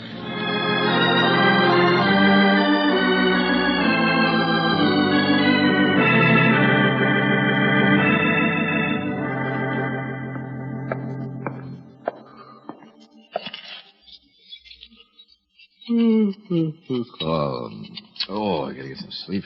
Mr. Valentine. Oh, go away. Well, where did you pop from? I have to talk to you, Mr. Valentine. It's very important. Now, that would be very pleasant, but I have an office, you know. Keep pretty regular May hours. I come in, please? I don't want to talk here in the hallway. Well, I guess we can skip the proprieties for once. Just a second, I'll get the light. Here we are. Step in, Miss... Bartlett. Joan Bartlett. Mm-hmm. Nice knowing you. What's on your mind? Mr. Valentine, I know you took an idol from Mr. Latham's apartment. Idol? What idol? Don't be funny. You know what I mean. Suppose I do. I want it. I have to have it, Mr. Valentine. My, for a wry-faced little god, he seems to be getting a lot of attention tonight. Just, why do you want it? I can't tell you. Not that that makes much difference. You wouldn't get it anyway, because you see, I don't have it. You're lying. No, it happens to be the truth. I don't believe you. You have the idol. And you're going to give it to me. Uh-huh. The lady even has a gun, huh? Very interesting. I wouldn't be afraid to use it either, Mr. Valentine. Oh, yes, you would, Miss Bartlett. Except I don't like that nervous trigger finger. Tell me, do you happen to know an art dealer by the name of Radnick? A what? You heard me. Radnick, a friend of yours? I never heard of him. Why? Oh, he seems very interested in a certain Oriental idol, too. And then there's a big fellow who shall be nameless. He'd also like to have You're it. trying to waste time, Mr. Valentine. I'll give you just 10 seconds. Saved by the bell. What's that? Just somebody at the door. Who is it? Your guess is as good as mine. Hello, who is it? Open up, Valentine. It's Johnson. Ah, a midnight visit from the police. Police? Yeah, a friend of mine, Lieutenant Johnson of Homicide. Better see what he wants. Huh? Wait a minute. Don't get excited. He probably just wants a little advice on one of his cases. Come in. Come on in, Johnson. You're just in time to join the party. I'll come in all right, Valentine, but... Party? What party? Well, a little rude of you to bust right in when I'm entertaining this young lady. She was just saying that... Huh? Yeah. What young lady? Listen, are you nuts? But she was right here a minute ago. Wait a minute. Hey, that window to the fire escape, it's open. She must have gone out that way. Yeah, come on. Oh, you'll come on, Valentine, but not after some young lady you dreamed up. You're going down to headquarters with me. I am. Why? Because a rich guy by the name of Latham's been murdered. Stabbed to death with an Oriental dagger from his own collection. That's why. You happen to be the last person who paid him a visit.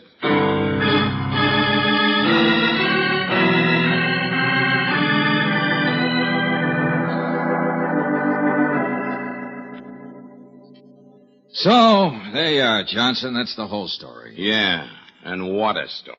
Well, now, look, you certainly don't think I killed Latham, do you? I don't want to think so, Valentine, but the facts don't look too good, do they? What do you mean by that? You're the last person who was known to have visited Latham.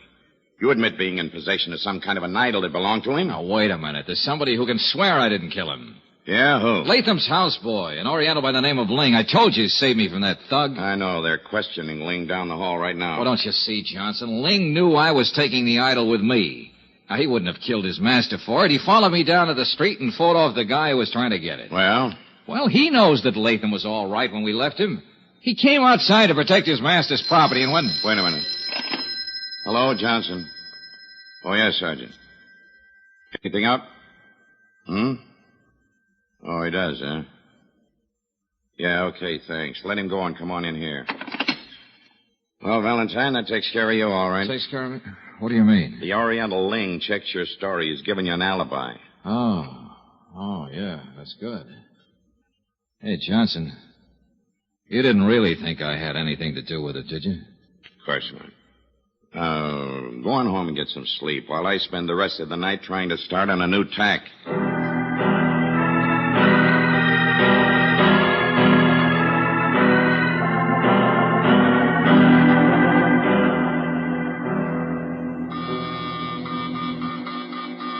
Oh, no.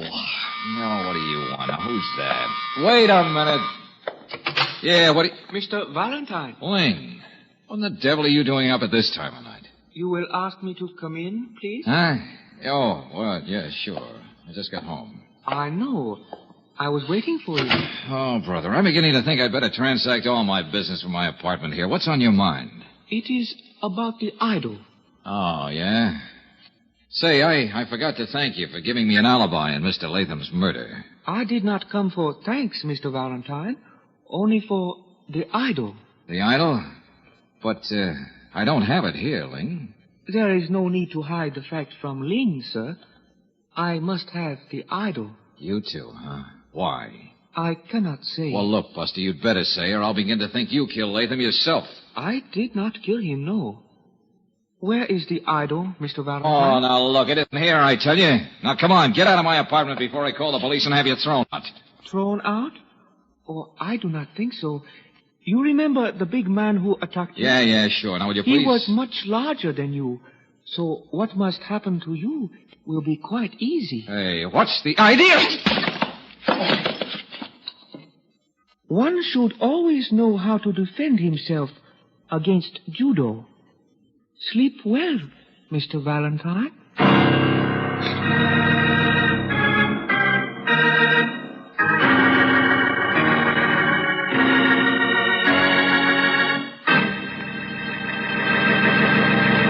In just a moment, we'll return to tonight's adventure of George Valentine. Cold weather makes most car owners battery conscious. That's why I'd like to pass along a few tips on battery care at this time. Battery terminal cables should be kept clean and tight, and worn, defective cables replaced. Be sure the battery is bolted securely in its carrier. Water should be added as required. It stands to reason that good care means better service from your battery, old or new. So why not let the car saver at your standard station or independent Chevron gas station take over? He'll give your battery a cell-by-cell checkup, add water if needed, clean the terminals, and coat them with a corrosion resistant. And he'll test your battery to be sure it's capable of delivering dependable starting. And say, if a new battery is what you need, be sure to ask your car saver about the many exclusive features of the Atlas battery. Atlas batteries are built for rugged power, and they're backed by a written warranty that's honored by more than 38,000 Atlas dealers in the United States and Canada. So for complete car saver battery care or a new dependable Atlas battery, be sure to stop in soon at your independent Chevron gas station or standard station, where they say and mean, we take better care of your car.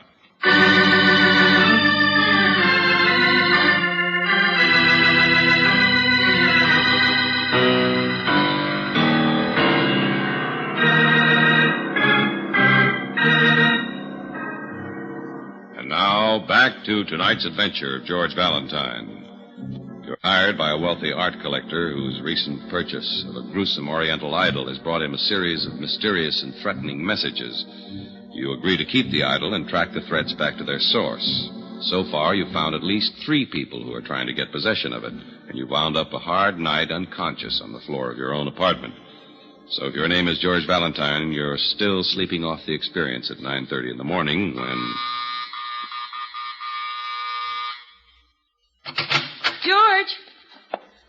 George! George! George!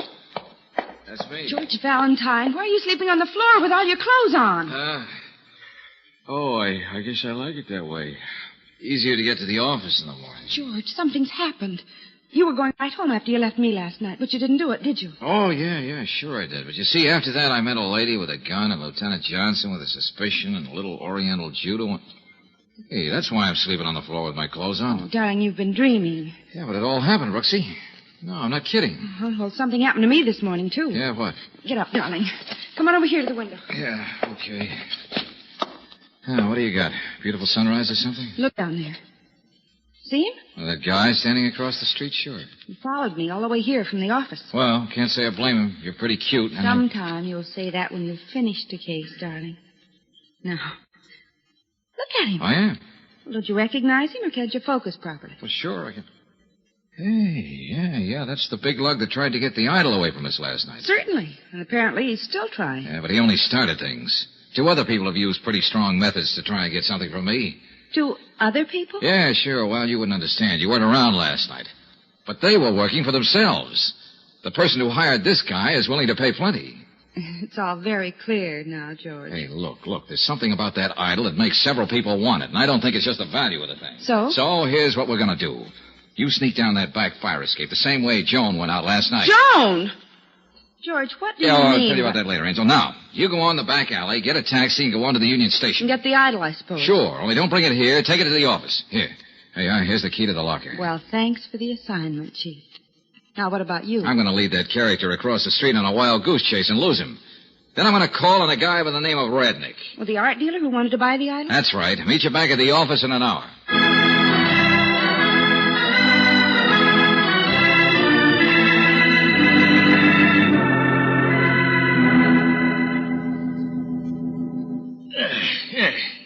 Now, Mr. Valentine, that is your name? Valentine, that's right. So, sit down, sir. What can I do for you? Well, you understand Oriental art, I suppose. Yes. Very well. Very well. Well, I have something I'd like to sell. It's a sort of an idol. North Korean, Mongolian, I don't quite know. Oh, yes. I am interested in that type of thing. Please, may I see it? Well, I don't have it with me, naturally. It's pretty heavy to carry around, you see. Yes. And where is it? Well, Mr. Radnick, I'd better tell you the truth.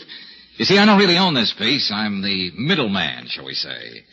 Yeah, I'm representing a Mr. Cornelius Latham. Cornelius Latham? That's right. Mr. Valentine, you are an imposter. I am? Certainly. You read the papers, I hope? Oh, occasionally. Then you must know that Mr. Cornelius Latham was killed, murdered in his own home last night. Oh, really?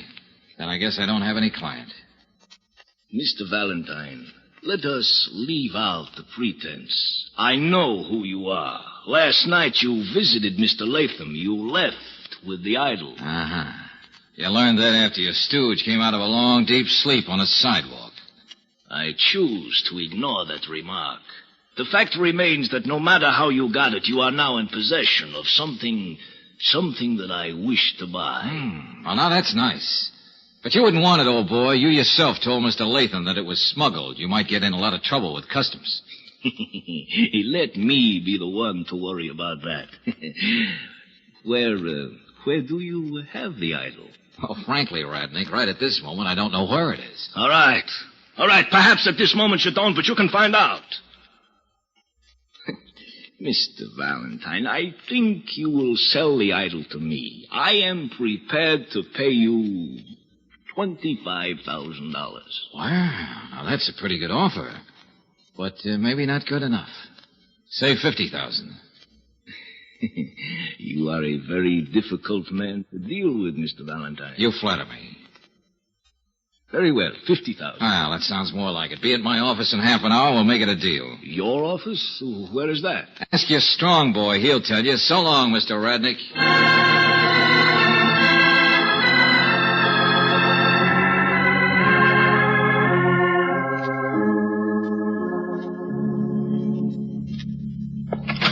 Brooksy. Hey, Brooksy, did you get... Oh. Hello, Mr. Valentine. Oh, yeah. Let me see now. Miss Joan Bartlett, that right? That's right. Uh-huh. Where's Miss Brooks? Who's Miss Brooks? Oh, that's right. She wasn't around when you paid me a little call last night, was she? I'm sorry about the way I acted, Mr. Valentine. Mm-hmm.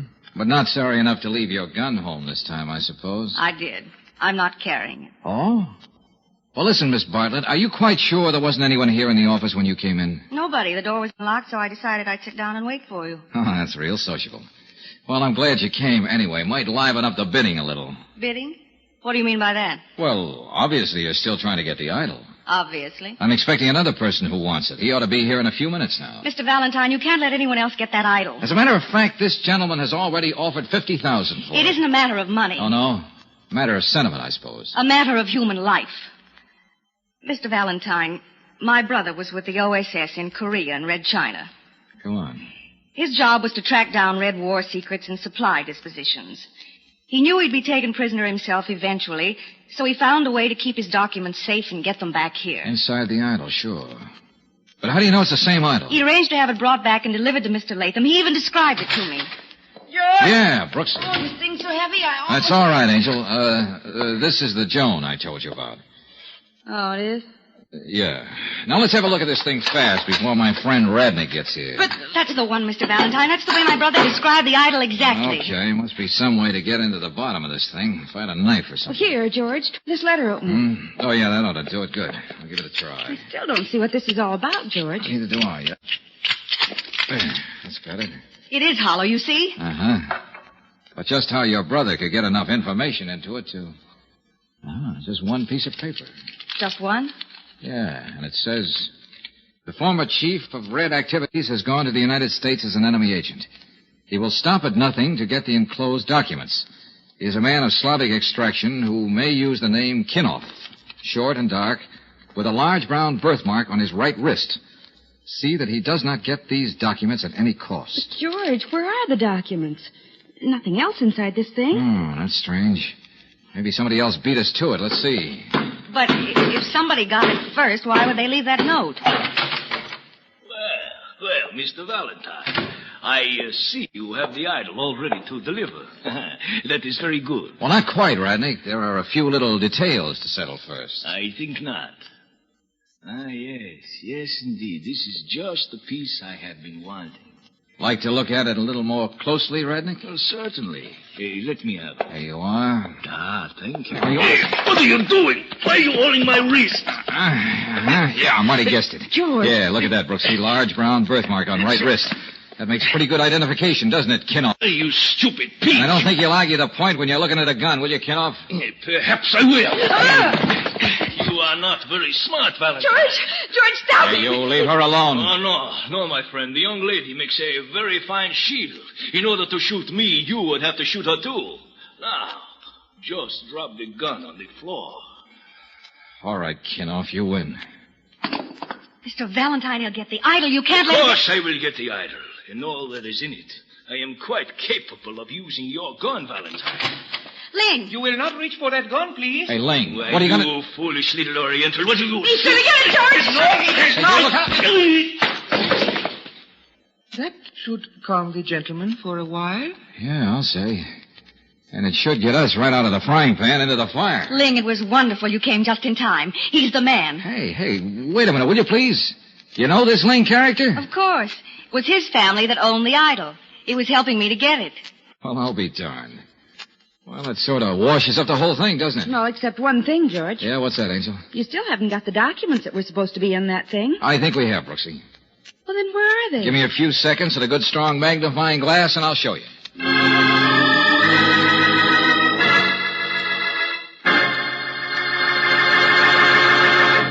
Despite the number of cars with automatic transmissions, more and more motorists every day are shifting to the gas with all 8. For Chevron Supreme gasoline gives you not 1, not 2, but all 8 high-performance qualities in the proper balance. Starting, warm-up, acceleration, anti-knock, vapor lock prevention, mileage, power, and area blending. For top all-around performance, try a tank full in your car. Shift to Chevron Supreme at standard stations or independent Chevron gas stations, where they say and mean, we take better care of your car.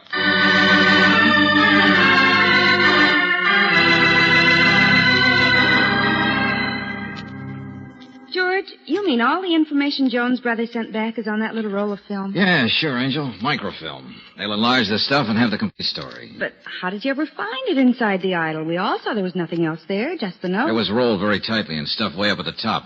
It fell out when I banged the thing on the desk. I really should have let Kinnoff take the idol after that. Oh, yeah, except that he would have been able to get away. Yeah. The FBI boys seem quite happy to have him in custody. Say, Brooksy. Yes, George?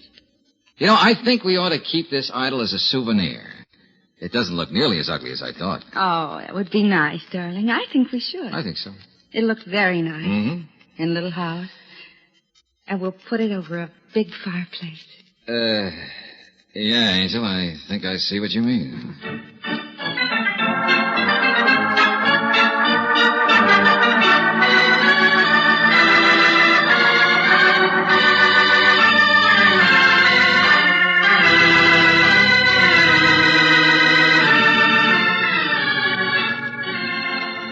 Tonight's adventure of George Valentine has been brought to you by Standard Oil Company of California on behalf of independent Chevron gas stations and standard stations throughout the West. Robert Bailey is starred as George with Virginia Gregg as Brooksy. Let George Do It was written by Lloyd London and directed by Kenneth Webb. Ken Christie was heard as Lieutenant Johnson, Kane Whitman as Latham, Charlotte Lawrence as Joan, Peter Leeds as Radnick, and Byron Kane as Ling. The music is composed and presented by Eddie Dunstetter. Your announcer, John Heaston. Listen again next week, same time, same station, to Let George Do It. Let George Do It is heard overseas through the worldwide facilities of the Armed Forces Radio Service. This is the Mutual Don Lee Broadcasting System.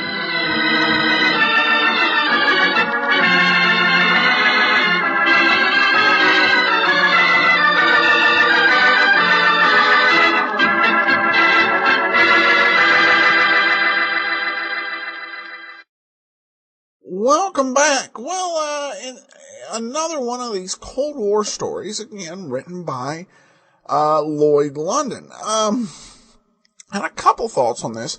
First of all, I thought Byron Kane did a good job on the Asian character voice. It was a much more, I think, serious and intelligent voice than sometimes you'll hear given to the Asian characters. It kind of reminded me a little bit, slightly evocative, of Peter Lorre's Mr. Moto voice from the movies in the 1930s. The one big plot hole, I think, in this whole thing is that the woman and the Chinese servant basically created all the mystery in this story by not communicating what was going on, either as they were dealing with the original owner or as they were dealing with George. If you can get past that, though, I thought it was a pretty good episode.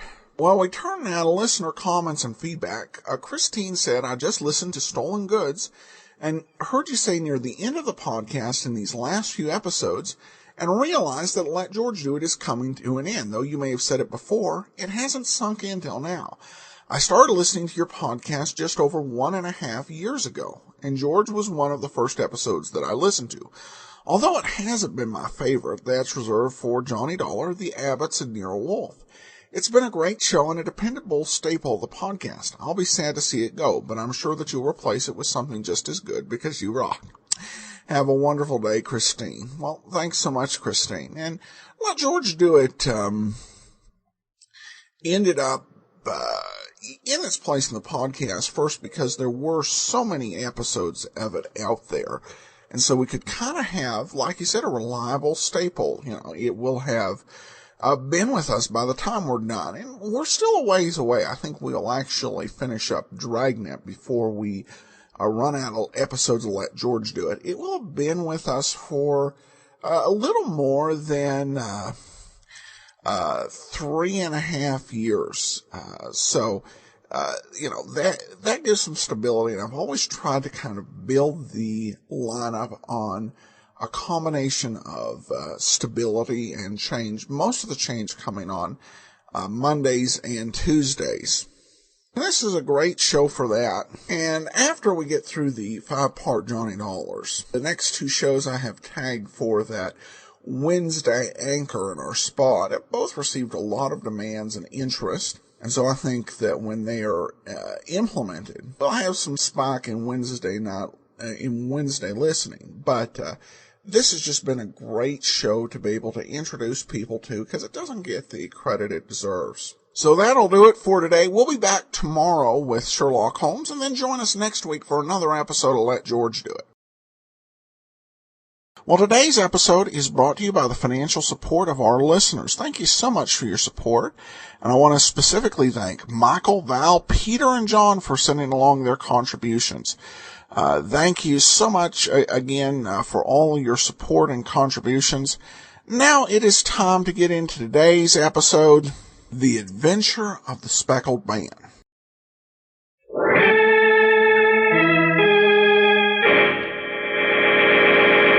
From New York City, the makers of Clipper Craft Clothes for Men and more than 1,200 leading retail stores from coast to coast present that immortal character created by Sir Arthur Conan Doyle, the world's most famous detective, Sherlock Holmes, starring John Stanley.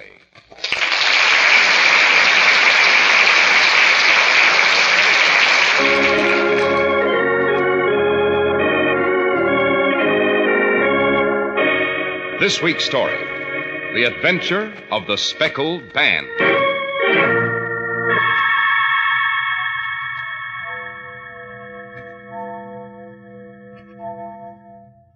Holmes, it's 3 o'clock in the morning. It is indeed, Watson. How long are we going to crouch in the darkness of this room, waiting for what? Watson, observe. The ventilator. Jove, there's a gleam of light coming through. Yes, our long vigil is over. That light can have only one meaning, my dear Watson. In a moment, we shall close in our final encounter with death itself.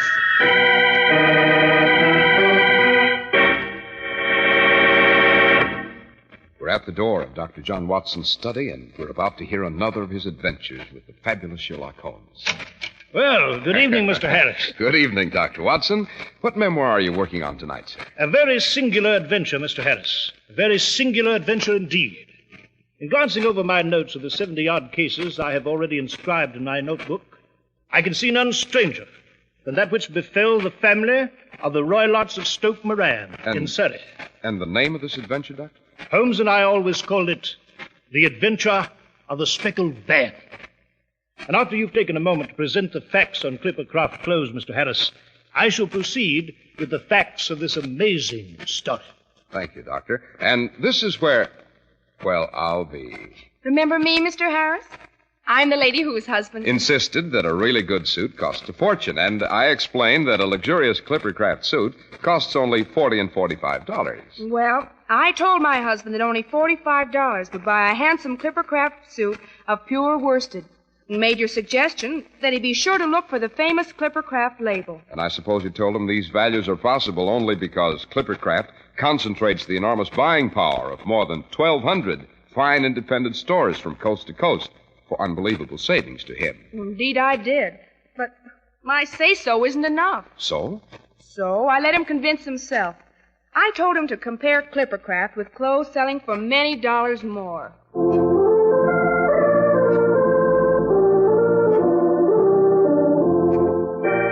And now, Dr. Watson, what about this adventure of the Speckled Band? Well, Mr. Harris, the events in question occurred in the early days of my association with Holmes, when we were sharing rooms as bachelors in Baker Street. At any rate, this peculiar adventure began in April of '83, on the western border of Surrey, in the manor house of the Roylotts of Stoke Moran, descendants of one of the oldest Saxon families in England. It was late one night. A storm was brewing. And in one of the bedrooms, a girl named Julia Stoner slept uneasily. Then she was rudely awakened by a peculiar sound.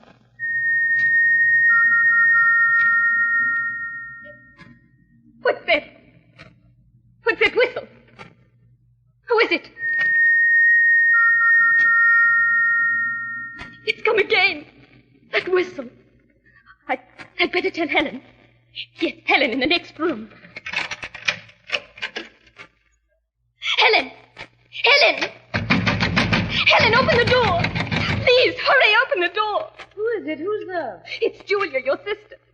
Oh, Helen, please, open the door! Julia, what on earth? Oh, Helen, let me into your room quickly. Julia. I heard it again, Helen. That awful whistle. You must have heard it. You did hear it this time, didn't you, Helen? No, dear, I heard nothing. Oh, it must have been your imagination. Oh, no, Helen. I tell you I heard it. Hush, dear, you'll wake Father. Helen, I don't know what to do. I'm afraid. So afraid. Every night for the last week I've heard it. That awful whistle. I've kept thinking perhaps it comes from those horrible gypsies that have been around the estate lately. Or those strange animals Father brought back from India. Oh, Julia, you're overwrought. It's only nerves. After all, your wedding's next week. Helen, I'm afraid. I'm afraid. Now, dear, there's nothing to be afraid of. You go back to your room and try to sleep. And if you hear anything again, you call me.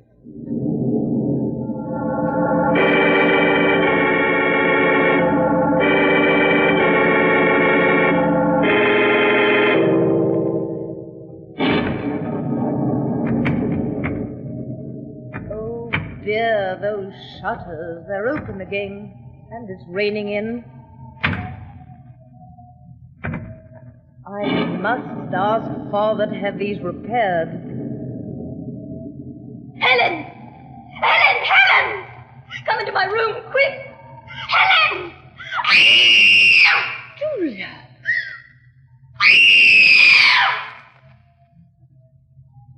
Julia, what is it? Open the door, Julia. It's Helen. Julia, good heavens, what the band, Helen. It was the Speckled band. The Speckled. Julia!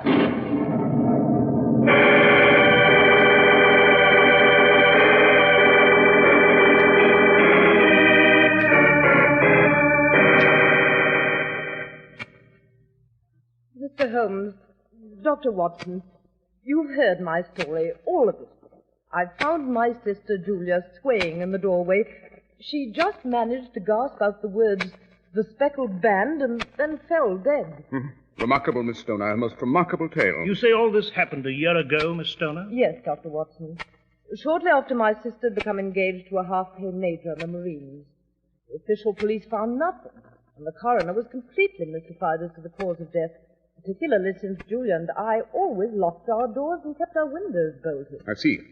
Miss Stoner, a year is a considerable lapse of time. Why have you come to Baker Street to consult me now? Because last night, for the first time, I heard that warning whistle myself. The whistle that Julia heard the night she died.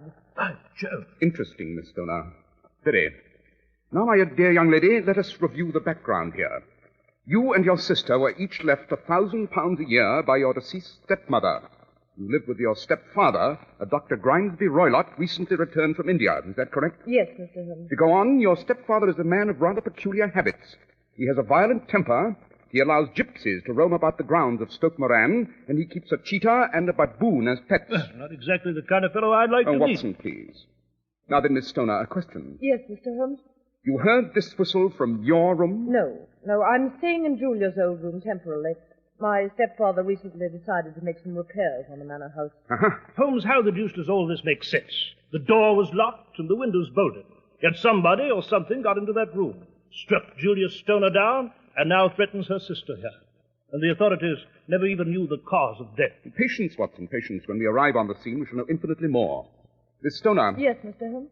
Would it be possible for Dr. Watson and me to see these rooms at Stoke Moran without the knowledge of your stepfather? Why, yes. He happens to be in London today on business and won't return till evening. If you would like to come up this afternoon, I can return by the 12 o'clock train and be on hand to meet you. Excellent, Miss Stoner. Watson, you need pack only 2 articles for our journey. Yes, Holmes? What 2 articles? Your toothbrush and your service revolver.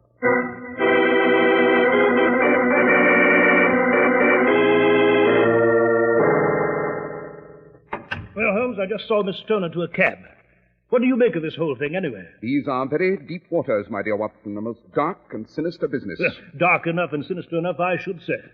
That reference to the Speckled Band, for example. You know, I have a theory on that myself. Have you indeed, Watson?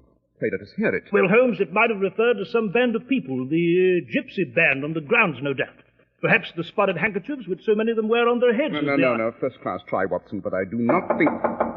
Hello, someone's at the door. We seem to have an impatient visitor, and by the quality of the knock, he seems to be using the butt of a riding crop on our poor door. Better admit him. Yes, right, Holmes. Which of you is Sherlock Holmes?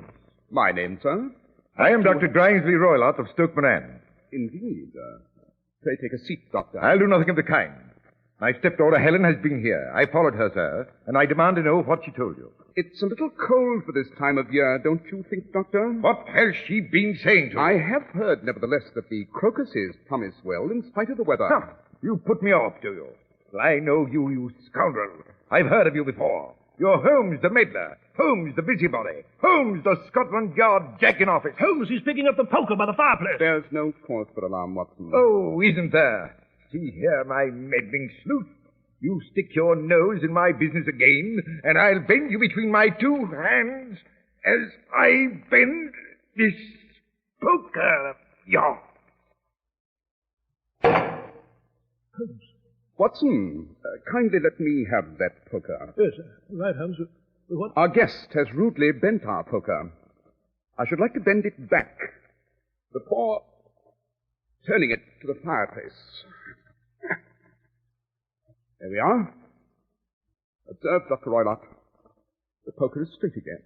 Holmes, for the last time, I warn you. Keep your Scotland Yard nose out of my affairs. Dr. Roylott, up to a moment ago, your conversation was quite entertaining. Now I find it a trifle wearing. When you go out, pray close the door, the sided draught. Very well, but you'll not hear the last of this. Holmes, man sounds like a homicidal maniac. Yes, perhaps. But I have a much juicier bone to pick with him, Watson.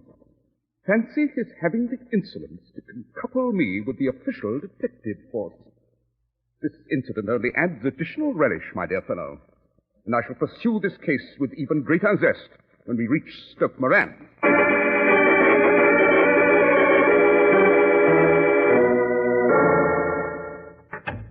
So this was your sister Julia's room, Miss Stoner? Yes, Mr. Holmes. Dash it, I don't see how anything could have gained entrance here, yet there's no doubt of it, Holmes. Julia Stoner was alone when she was murdered. True, Watson. But nevertheless, this room has several curious features. Miss Stoner. Yes, Mr. Holmes. That ventilator high on the wall, where does it lead? To my stepfather's room. Uh-huh. Strange place for a ventilator between two rooms. And I note here a bell rope under the ventilator. Yes, Dr. Roylott had that put in some time ago. The peculiar part of the arrangement is that it's not attached to any bell. You'll note that it's fastened to a small hook just above the ventilator. A dummy bell rope, eh, Holmes? Exactly. Very absurd, Mr. Holmes. I never even noticed it before. I never had occasion to use it. My sister and I always went for things ourselves. Yes, quite. Ventilators that do not ventilate and bell ropes that do not pull bells. Miss Stoner. Yes? Suppose you show us to Dr. Roylott's room.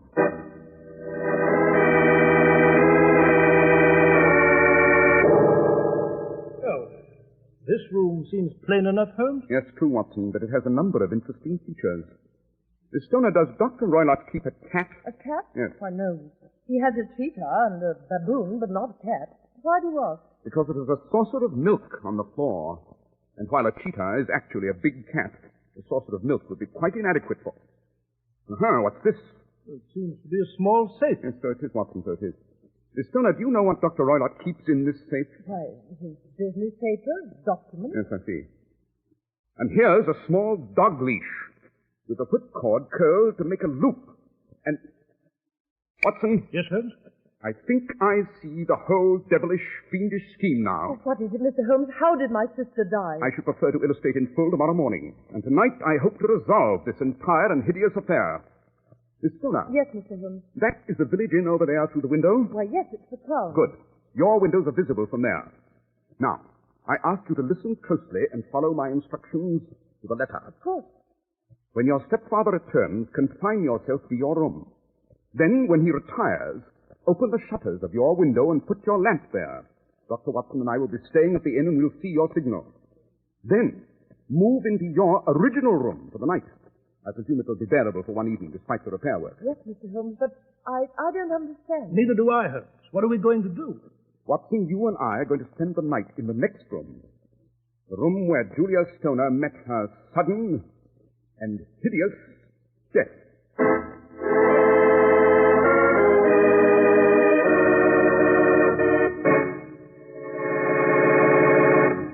Well, Dr. Watson, that's quite an adventure. And what happened that night? Some very exciting events, Mr. Harris. Suppose we take a moment while you relate to our audience some exciting information on Clippercraft clothes. All right, Doctor. Well, what does your husband think of his Clippercraft suit, Mrs. Adams? Terrific. He's even telling friends that no suit or coat is a genuine Clippercraft unless it bears the famous Clippercraft label. Imagine. My doubting husband now says, quote, "That Clippercraft label is like the mark of sterling on silver," unquote. Well, he's on the beam, Mrs. Adams. I hope his friends know that throughout America, Clippercraft is available in their own community at a friendly independent store, a store they can trust. If they don't, they will. And those expensive-looking Clippercraft top coats and overcoats at only $40 to $47.50 simply amazed my husband. And you ought to hear him rave about Clippercraft's handsome zipper-lining top coats. Why, you'd think he worked for Clippercraft. Why, on the contrary, Clippercraft works for your husband and for millions of men who wear Clippercraft clothes, making it possible for them to enjoy really fine clothes at the same amazingly low prices everywhere in the United States. We'll both vouch for that. Yes, Mrs. Adams. That's why men who know insist on Clippercraft clothes, bearing the Clippercraft label. So be sure to visit the Clippercraft store in your city. In your suits, top coats, and overcoats. In Manhattan, Saks 34th, Broadway at 34th. John Wanamaker Men's Stores, Broadway at 8th and 67 Liberty Street. In Brooklyn, Abraham and Strauss. In Newark, New Jersey, Boulevard Men's Shop, Kresge, Newark. And in Jamaica, the B&B Clothes Shop, 16408 Jamaica Avenue.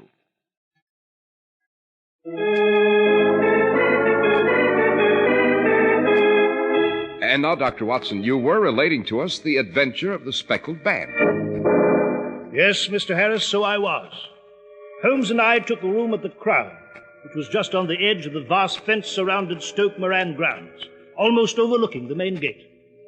We had a cold supper of some excellent partridge and passable ale, and then as darkness began to fall, we became increasingly watchful of the middle window of the manor house across the grounds. You know, Holmes, the very prospect of entering that room at night gives me a chill.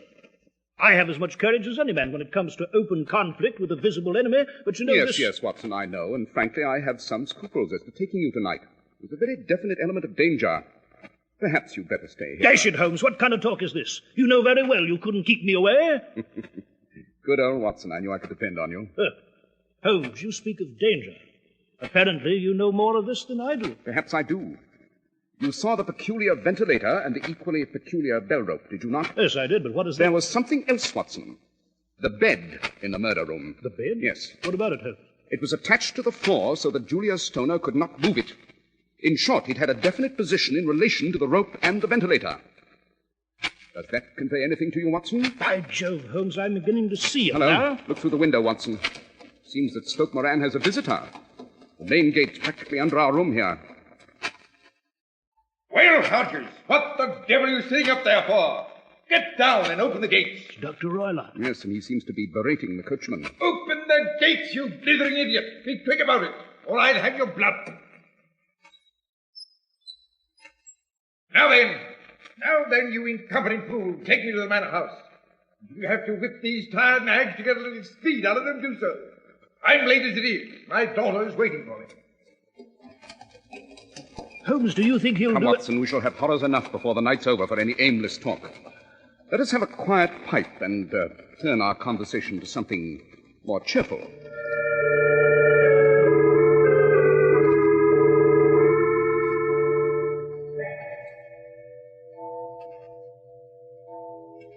it? 11 o'clock by the parish church tower, Holmes. Yes. Apparently, Dr. Roylott is not yet retired. On the contrary, Watson, he has. Look. Yes, Holmes, a light. Just appeared in the middle window. Quite. That's our signal from Miss Stoner. We'll cross the grounds through one of those gaps in the park wall and make our way to the manor house. And, Watson. Yes, Holmes? Have your service revolver at the ready.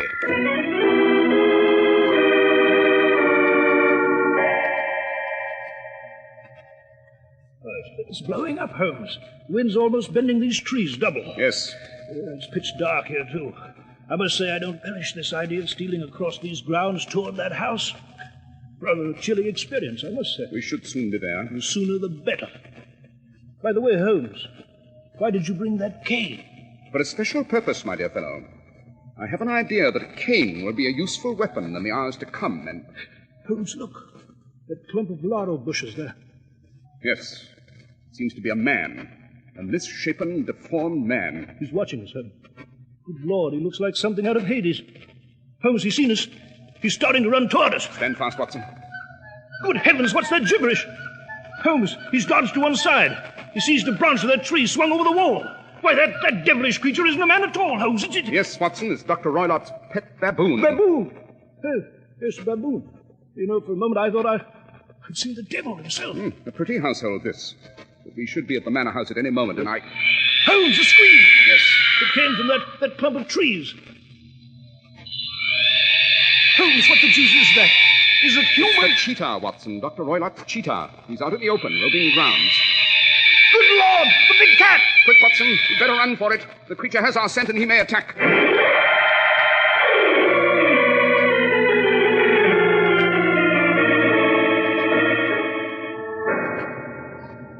Well, Watson, here we are, at the window of Julia Stoner's old room. Yes, and thank heaven we seem to have lost the big cat.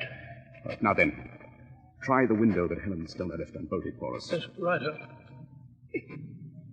Gently, Watson, gently. Yes. Now then, into the room with you. Holmes, you want me to climb through the window first? Quite. You're less agile than I am, Watson, and you'll need my assistance. Now then, up you go. Try to land lightly. Very well.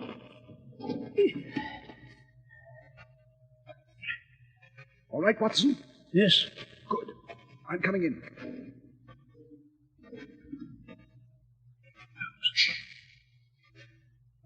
Hear anything, Holmes? No. So far we seem to be undetected. Put out that lamp. You mean we're going to sit here without light? Yes, Dr. Roylott would see the light through the ventilator, and he'll wait until his niece is asleep. Meanwhile, I'll close the window. What now?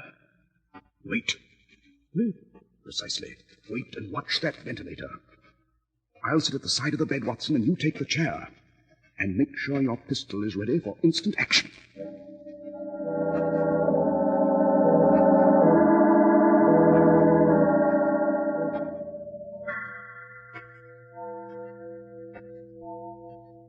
Holmes, it's 3 o'clock in the morning.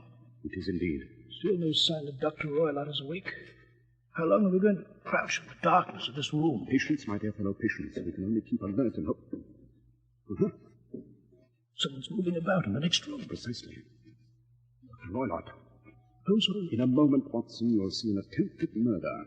And I may add one of the most fiendish and hideous contrivances to execute a lethal mission. Watson. What's that? The ventilator. Joe, there's a gleam of light coming through. Get ready. The name of heaven for what? Shh. What was that?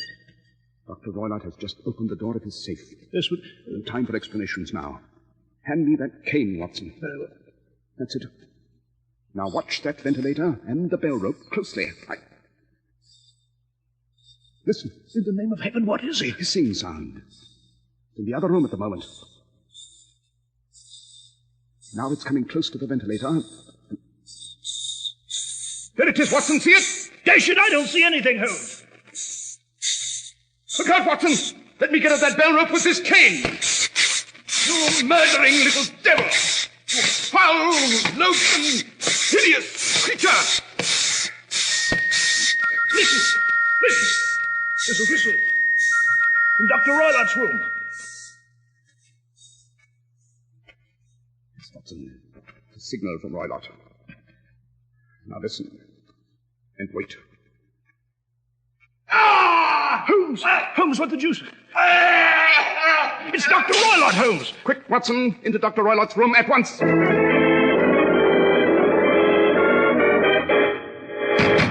Holmes, the door's locked. Yes, so it is. Mr. Holmes, Dr. Watson, I just heard someone screaming. My stepfather... Quick, Miss Stoner, have your key? No, I haven't. Then we'll have to smash our way through. Come on, Watson, we'll have to crash it together. Right. Now then, together.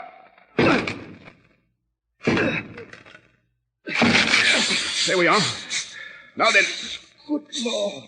Speckled bandits! It's a snake, a speckled snake, and it's curled around Dr. Roylott's neck. Yes, a swamp adder, the deadliest snake in India. Dr. Roylott is already dead, as you see. Hand me that dog whip, will you, Watson? Yes, Holmes. Here you are. Now then, my beady-eyed friend, if you'll just curl yourself around this leash... Holmes, be careful. I have every intention of it. Now, my slimy fellow, let us clap you into that safe from whence you came.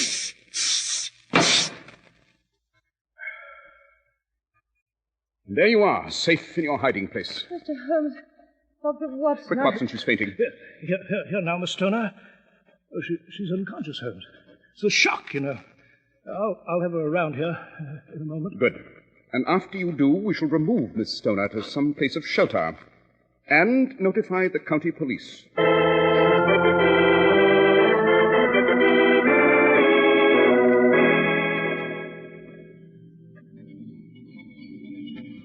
Well, Watson, we've left Surrey far behind, and soon we shall be in London. Yes, we shall, Holmes. But I cannot leave the memory of what has happened so easily. How Dr. Roylott came to use this kind of snake is beyond... Elementary, my dear Watson, elementary. The idea might very well occur to a clever and ruthless man with Eastern training. As a medical man, he knew that the poison was almost impossible to discover by any known medical test. He knew further that only a very sharp-eyed coroner would ever detect the two little dark punctures where the reptile's fangs had done their work. And that whistle? Obviously, Dr. Roylott could not allow the reptile to stay in the murder room till morning.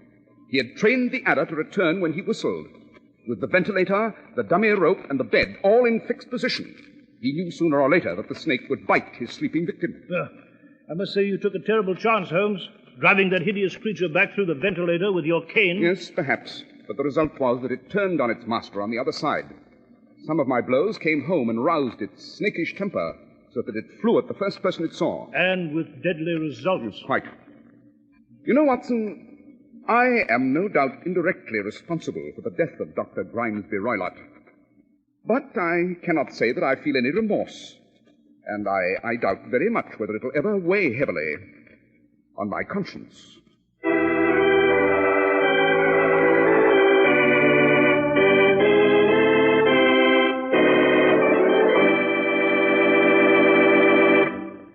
Well, Dr. Watson, that's an adventure none of us is likely to forget. True, Mr. Harris, true. And I assure you, I shall never forget it.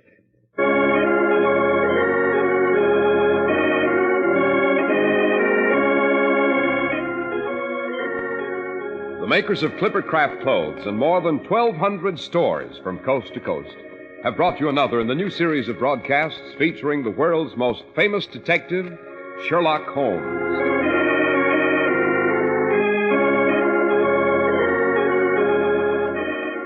Our stories are based upon the character Sherlock Holmes created by Sir Arthur Conan Doyle, and the program is produced and directed by Basil Loughlin. Sherlock Holmes is played by John Stanley, Dr. Watson by George Spelvin. This week's story was written by Max Ehrlich, with special music by Albert Berman.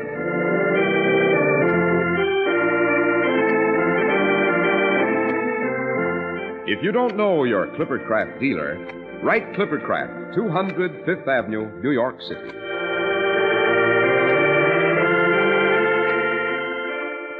It is the sincere hope of the entire Clippercraft family, including their dealers from coast to coast, as well as all of us here on the Sherlock Holmes program, that this Christmas will truly bring peace on earth, goodwill to men.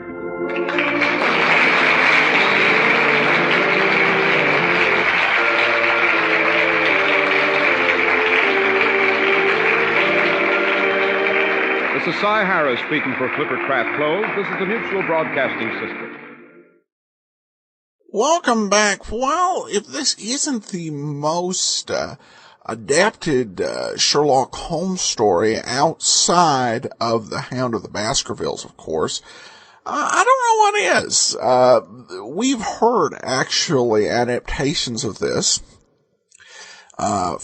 from Basil Rathbone, from Tom Conway, and now from John Stanley. For my own part, I actually just last week listened to the Old Court Radio Theater's adaptation of the Speckled Band, and of course I mentioned the Sherlock Holmes Society podcast in London, and it was on that. So I've heard this story quite a few times. They change it up a little bit here in terms of their telling of it, and some of them I'm not certain is an improvement, such as having Holmes bend the poker back into place in the face of Dr. Roylott. In most adaptations, Holmes does this after Dr. Roylott's left. And of course, they went ahead and they showed flashback to the death of the sister before showing the interview with Holmes, and basically had Holmes recapping what the daughter had said rather than showing her say it. And I'm not certain if it made it better, but it certainly didn't take it down from being just an incredible story. And it's very captivating, very chilling. It's just somewhat remarkable that this story just continues to be as popular and engaging as it truly is. And I think that we'll probably hear this adapted more than one more time. Certainly, even if we don't hear it more than once on this show, we'll hear it on others, because this is a story that's just timeless in terms of its quality. All right, well, listener comments and feedback. We begin with Michael, who commented on a prior episode. He comments on episode 744, The Island of the Dead. Better than the last episode, at least Holmes displays some elementary, apparently for the pun, skills at thinking out the problem. Nice plot, although the idea of a deserted island as such a location is unlikely. Well, a lot of fiction depends upon the unlikely.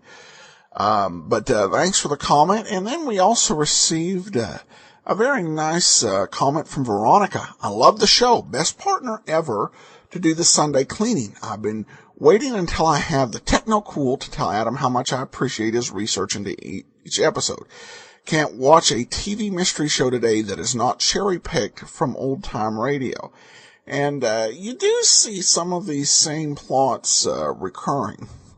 And I think particularly if you watch some of the television shows from the 1960s and 70s, it's uncanny how many were taken from radio dramas, and I think we played at least one here that on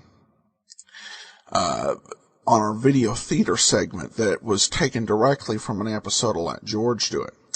All right, well, that'll actually do it for today.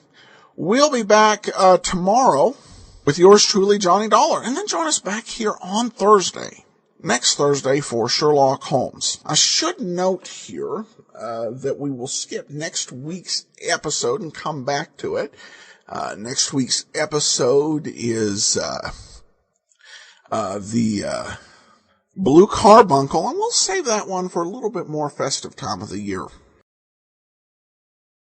Well, today's program is brought to you by the support of our listeners. Thank you so much for all of your support. And now it is time for today's episode of yours truly, Johnny Dollar. This one is called The Milk and Honey Matter. For your listening enjoyment, John Lund as Johnny Dollar. Mitchell, Johnny. What do you know about the land of milk and honey? Oh, at 4:30 in the morning. Sun's been up for 3 hours in Beirut, Lebanon. And it's shining brightly on a happy man by the name of Brett Cunningham on a shipwrecked yacht. Insured by you? Uh-huh. How much is Cunningham happy about? $90,000. I don't blame him. Good night, Mitch. The yacht went down in calm weather on a smooth sea, Johnny. Johnny? Well, I've always wondered what milk and honey taste like.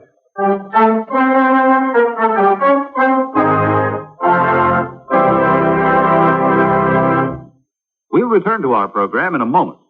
But first, I'd like to talk to you about housekeeping. Recently, a woman was interviewing a prospective maid and asked her how she was on light housekeeping. Well, I'm sorry, ma'am, said the young lady. I never kept a lighthouse. I admit that's an old joke, but it generally gets a laugh. However, housekeeping is no joke. That's a job from which no one can escape, whether he lives in a house, an igloo, a military barracks, or a governmental building. Yes, housekeeping is a very important job, even in our government. Someone has to see that the plumbing doesn't leak, that electricity, oil, and coal aren't wasted, that the garden is kept in good shape, that the animals are fed, and that the people have a place outdoors in which to enjoy themselves. Actually, all these governmental household tasks are the work of the Department of the Interior, which at one time was called the Home Department. The biggest job of the department is conservation, the protection of the things that make our country a good place in which to live. The land, water, oil, coal, forests, minerals, fish, and wildlife. These are our natural resources. If it weren't for the conservation work of the Interior Department, before too long, all the farm and grazing lands would be washed or blown away, and all the wildlife would disappear from our fields and forests. Another important job of the department is the development of new natural resources and the caring for our national parks where people are free to go sightseeing or set up camp. And during wartime, the Secretary of the Interior has a special job, namely, making sure that sufficient oil and other fuels are available to our armed forces and defense industries. Yes, our governmental housekeeper, the Department of the Interior, has a most important and vital job in maintaining the comfort and welfare of every citizen of the United States.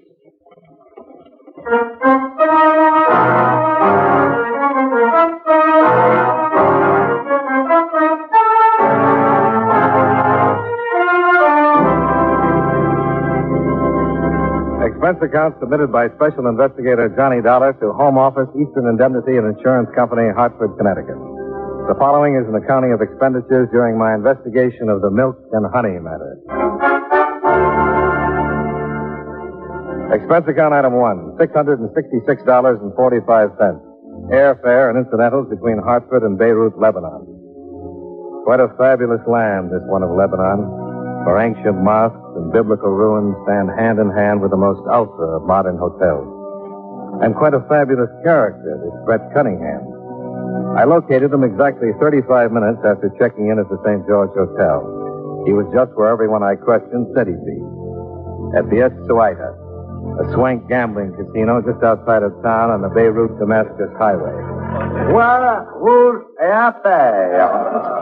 He was standing at one of the wheels, all 6'4" of him, face flushed and grinning, surrounded by stacks of chips, and a young, svelte brunette who clung to him with one hand and a champagne cocktail with the other. Faites vos jeux, mesdames et messieurs. Faites vos jeux, s'il vous plaît. What do you say we try 13 again, honey? That would be real George, Brett. Real George. Okay, baby, 13 it is. Are you Brett Cunningham? Uh-huh. Okay, Charlie, let her spin. My name is Johnny Dollar. I'd like to talk to you for a minute, Cunningham. Some other time. It's pretty important. Don't spin her so hard the next time, Charlie. It takes too long to get action for my money. You are American, no, mister? That's right. Nadia thinks you are real George, Mr. American. Well, thanks a lot. It's about that yacht of yours, Cunningham. Insurance? Yeah. I figured. Très noir et à faire. Hey, how about that? Stack 'em up for me, Charlie. Oui, monsieur. It's going to be a big night, baby. A big night. Oh, oui, Brett, real George. Faites vos jeux. About that yacht. You got my check with you, Dollar? That comes later. What comes now? Some routine questions. Such as? Such as, how come your yacht went down in a smooth sea in calm weather? Oh, worried about a fraudulent claim? Are you? Hey, put these on 00, Charlie. Well, Mr. Cunningham? Oh, yeah. Well, she hit a derelict, dove in the bow, went down in less than 3 minutes. Just like that? Why not? I don't know. Well, maybe you'd like to find out, huh? Well, no harm trying. Oh, sure. You do that, Dollar. You'll find me right here when you're ready to pay off.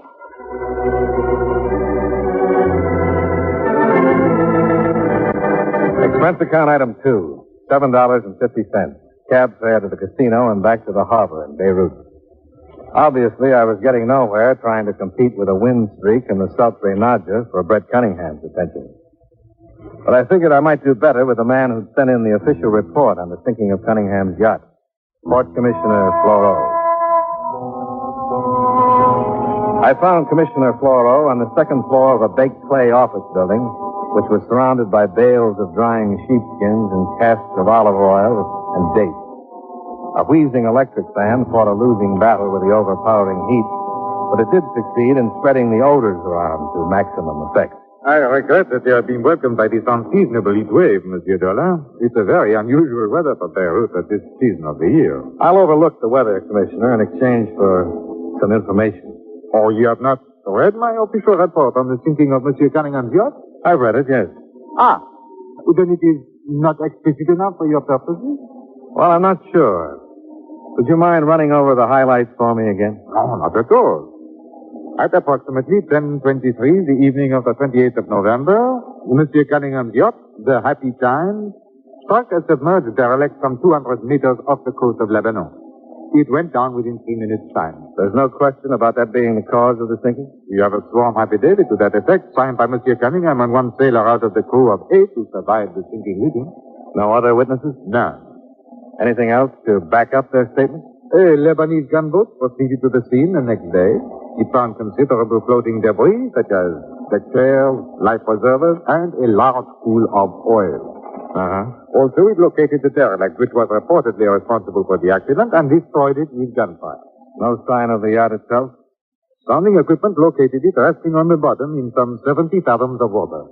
Where was Cunningham going when he hit that derelict? Oh, he was en route from Istanbul, Turkey to Beirut. Pleasure trip? Oui. What about Cunningham himself? Oh, he has visited Beirut several times during the past year. Apparently wealthy, his source of income is unknown to us. He devotes much of his time to gambling while here. Any business associates? Friends? Only the croupiers. And that girl, Nadja? Oh, there are many like her here in Beirut. With Monsieur Cunningham, it is a different one each visit. Well, thanks for your trouble, Commissioner. Oh, pas de quoi, Monsieur Dollar.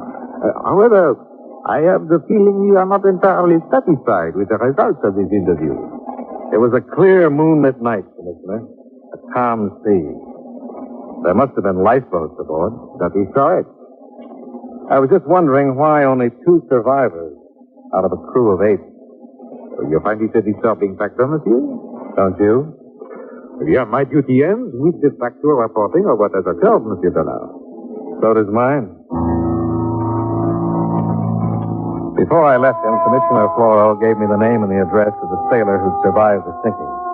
I found him deep in the native quarter behind the bazaars, on a narrow, twisting street black with shadows that was called El Ekbad.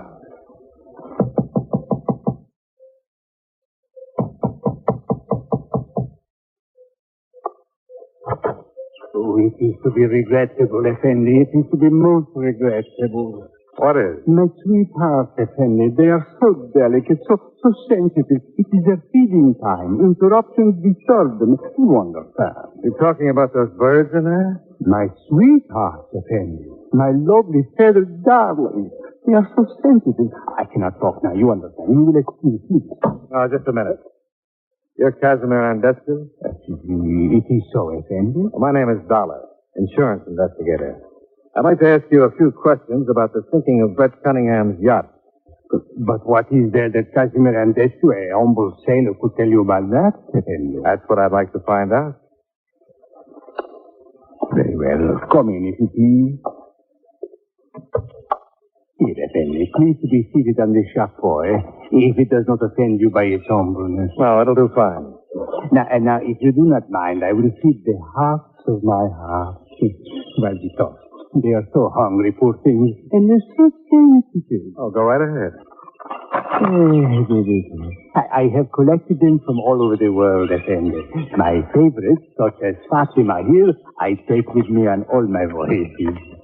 I'm interested in your last voyage. What happened? It was so unfortunate, Effendi. It was about 10 o'clock on the night on the 28th of November, some 200 meters off the shore of Lebanon. The yacht she took a derelict and went down in less than 3 minutes. So unfortunate. Now tell me what really happened. I've sworn to this information before the commissioner of the port. I read the report. I don't have to believe it. Dear Krishna, beloved of all beloveds, for you, my sweetest one. Well, Mr. Andescu? Effendi, I am but a poor man. How much? You understand, it is not for myself that I ask, Effendi. It is for these poor ones here. How much? Andescu is a reasonable man. He will ask only for the 10% of the claim. $9,000. Oh, I couldn't ask anyone to be that reasonable. 6,000, perhaps? 500. Effendi, my ancestors would show me in paradise. Well, that'd show pretty good taste. 500. Oh, it is most regrettable, Effendi, but Andescu can tell you nothing. Okay. It is not that I am mercenary, Effendi. So far as money is concerned, I would not ask 1 dinar for myself. You understand what I am saying, Effendi? Oh, sure. It's strictly for the bird. Expense account item 3, $27.50. A radiogram to Intelligence Division, Turkish Police in Istanbul. Expense account item 4, $3.50. Cab fare out to the Estuado Casino. The return trip being occasioned by a phone call, just as I was climbing into bed for the night. Johnny Dollar. Brett Cunningham, Dollar. Oh, what's on your mind, Cunningham? That check for 90 grand. Well, you sound anxious. Your win streak peter out? No, still doing all right. But you've just hit all over the board. Being cryptic doesn't suit your personality. How about honesty? I'll be happy to read any character references in the morning. Would you rather read my signature on a quit claim to that insurance tonight? You don't sound as though you've been drinking. I haven't. Well, why the sudden change of attitude? Are you interested in analyzing me or in that quit claim? Where are you? At the casino. I'll be right there.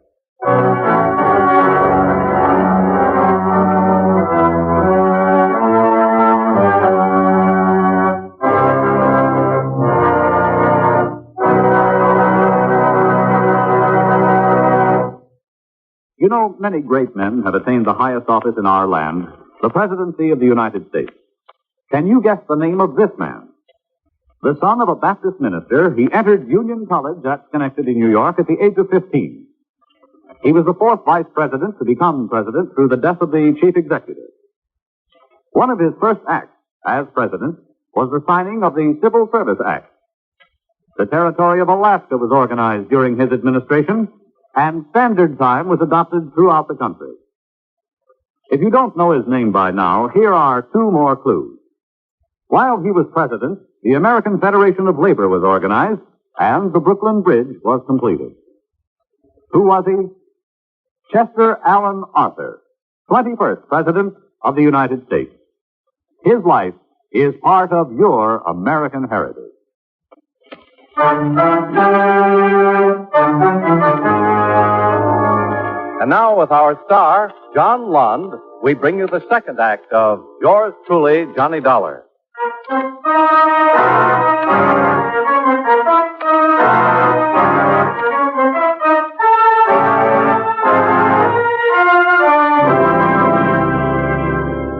I was stopped at the edge of the casino parking area by an efficient-looking Lebanese police sergeant. Over his shoulder, I could see portable floodlights, a rope-back crowd, a twisted heap of metal that was once an automobile, and the slim, dapper figure of Port Commissioner Floro. I managed to catch Floro's eye, and he waved me inside the rope and past the guard. May I ask why you have returned here to the casino at this hour, Monsieur Dollar? Well, I'm not a gambling man, Commissioner. You got to see Monsieur Cunningham, then? That's a reasonable guess. You have arrived too late, Monsieur.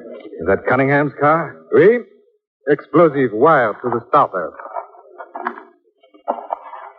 As you can see, his death must have been practically instantaneous. Yeah. Efficient, if not neat. Hey, why did you wish to see Monsieur Cunningham at this hour? He called me. He said he was ready to sign a release on his insurance claim. Oh, and why should he do that? I don't know. And this won't help to clarify it any.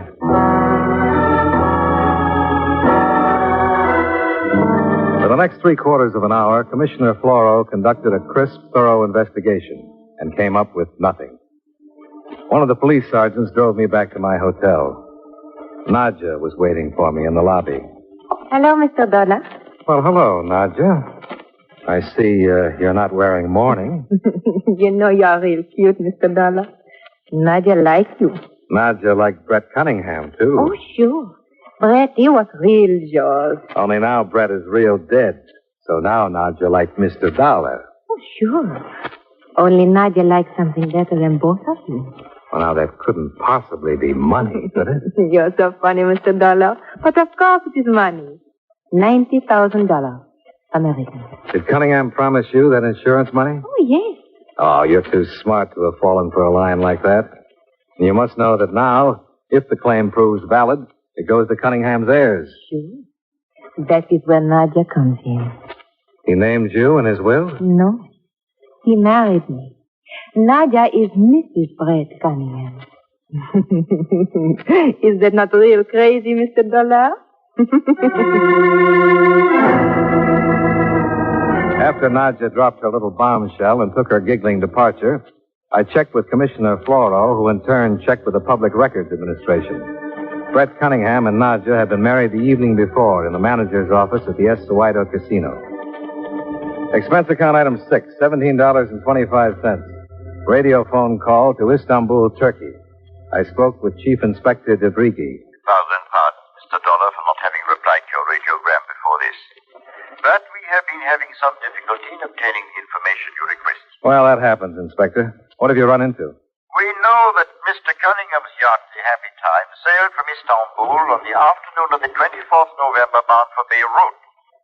Our trouble has been with this motor schooner, the El Hussein. The El Hussein. What's that? A ship of Lebanese registry, 400 tons, launched in 1923. It has been towed by Mr. Cunningham's yacht. Who is the registered owner, Inspector? That is what has taken the time, Mr. Duff. We have no record of him in our files. We've been unable to learn anything about him. His name is Casimir Andescu. A quick run over to the native quarter verified what I was already pretty sure of. Andescu had flown with his birds of a feather. Expense account item 6, $55 for the rental of a motor launch, equipped with skipper, hand winch, 100 fathoms of good steel chain, and a number of grappling hooks. We sailed out of Beirut Harbor and headed northward up the coast of Lebanon.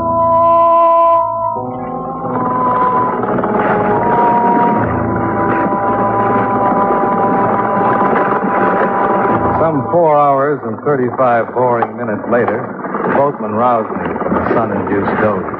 There, Effendi, upon the shore. That is the ruined tower which you seek. Fits Commissioner Floro's description, all right. And now, Effendi? We'll do some fishing.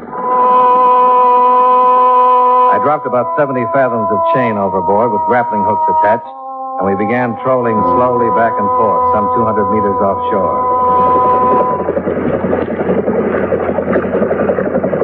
Approximately 2 hours before sundown, we got our first flight.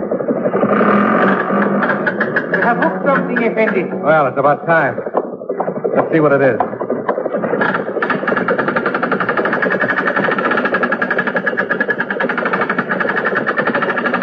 Suddenly, someone objected to our finishing the job. It's shooting, Effendi. It is coming from the shore. That ruined tower, I think. Come on, let's get out of here.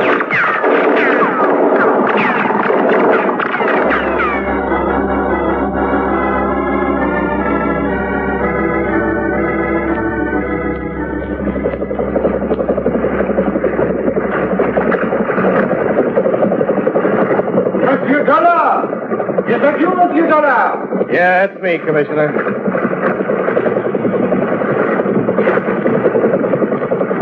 I have expected you back hours ago. I was beginning to be concerned that something had happened to you. It almost did. I will tie up Effendi. Okay. Watch it.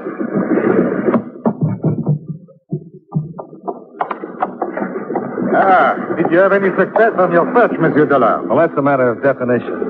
I've acquired a bad case of sunburn, a healthy respect for Tommy guns. Pardon? And this. That?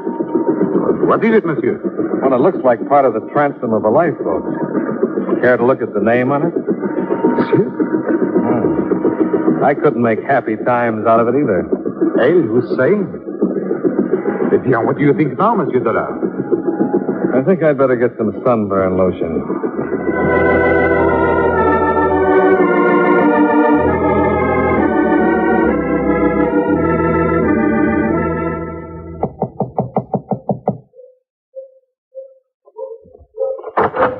Oh, it is you, Mr. Dollar. Oh, what has happened to your face? It looks so funny. I was hoping you'd skip the compliments and invite me in. Oh, sure, Johnny. Thanks. You come here not to pay neither the check, Johnny? I'm going to do something better than that. You're real crazy, Johnny. Nadia likes you. How well do you like Casimir Andescu? Him? He's a nothing. Why do we talk about him? Well, if we don't, somebody might get the idea that you're guilty of fraud and murder. Johnny, now you're not being real crazy anymore. Nadia did not do these things you say. Somebody murdered her husband, Brett Cunningham. Oh, sure, but Nadia did not do this. And somebody tried to defraud an insurance company out of $90,000 by sinking an ancient wreck called the El Hussein instead of a yacht. Oh, Johnny. Then you know about this. And now Nadia will not get the money. That's the general idea. That is not nice, Johnny. Why should you tell anyone? If Nadia gets the money, she would give you half. That would be real yours, no? You're missing a point somewhere, Nadia. Or didn't you know that you can't spend money in prison? If Nadia tell you about Casimir and Eskew, then she does not have to go? That depends on what she tells me. Oh. Nadia will tell you the truth. Oh, that'll be refreshing. You see, my Brett, he was gambling in Istanbul. He lose much money to Casimir and Eskew, $15,000. And he cannot pay. Casimir does not like this. Well, I don't blame him. That's a lot of money for a sailor not to collect. Johnny, Casimir is no sailor. He's a big gambler, big smuggler, a real businessman. My apologies to Casimir. Anyway, for Brett to pay off, Casimir tell him what to do about the boat, and they will make you 50-50 on insurance. That was good sense, no? Let's not stop to discuss ethics at this point, shall we? Well, anyway, afterwards, Brett comes here. He gamble and win big. So you want to pay Casimir back what he owes from Istanbul. Brett figured he could collect all the insurance himself then. Oui. It was smart of you, no? Oh, sure. But Casimir say no. And Brett get angry. And that's when he pulled his dog in the manger bit. Oh, Johnny? He told Casimir that if he couldn't have it all, he'd see that Casimir didn't have any. So he phoned me to call the whole thing off. Just a bluff to scare Casimir into giving him a better deal. Oui. Only Casimir, he got angry too. And wired Brett's car for him. Oui. Where's Casimir now? I think he's with the yacht, Johnny. And where's that? Up north, just beside of Tripoli, there's a small fishing village. Kabadi. Maybe you find him there. Maybe.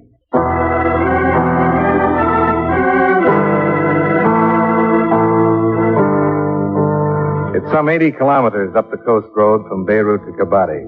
Commissioner Floro's car made it in slightly less than an hour. It took some 40 minutes longer to make a few discreet inquiries and to locate the yacht in a well-concealed inlet.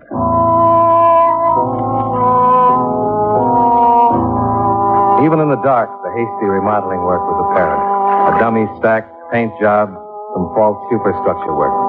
She couldn't have looked much like the trim yacht that had departed Istanbul a week or so ago. And even in the pitch dark below decks, it wasn't too tough to tell where Casimir Andescu was keeping himself. Discipline, Effendi, I regret, but that is enough. We want to talk with you, Andescu. That is so regrettable, Effendi. But it is night and sleep time for my sweetheart. They are so sensitive. To have their slumber disturbed would upset them for days. You weren't that considerate about Brett Cunningham. That one. A man of immoral stature, Effendi, without honesty or scruples. To such a one, the fate which befell him was not just. You pulled a few fast shuffles in your time, too. Effendi, you are attempting to approach with me? I should dislike very much to disturb my beloved with the sound of the firearms. You have no idea how objectionable the noise is to Fatima and the others. You weren't so particular about the noise you made with that Tommy gun. Yes. A regrettable incident. Unfortunately, the heat refraction upon the water disturbed my aim. Obviously, your fishing expedition was successful. Successful enough to provide ground for your arrest on charges of fraud and murder, Monsieur Andescu. Yeah. That is most regrettable, Effendi. I must ask you to drop whatever weapons you have and return to Beirut in my custody. Oh, but you must understand that I cannot do that, Effendi. I simply cannot do that. There would be no one left to care for my sweetheart. Watch it, Paul!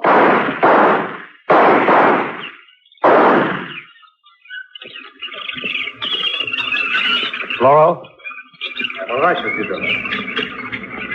Shine your light into that corner. See? Andescu should not have attempted to battle his way out, Dollar. It was the wrong thing for him to do. He was right about one thing, though. Oh? Those birds did object to the noise.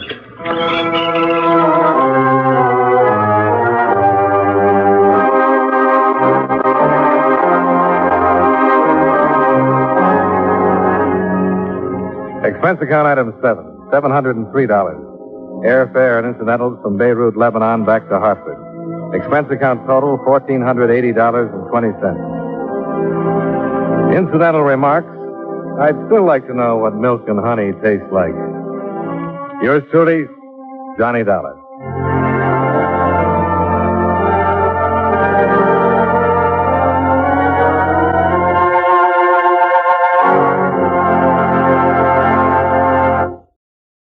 Welcome back. A trip to Lebanon was even more expensive than it is today, about $6,000 each way, which is incredible.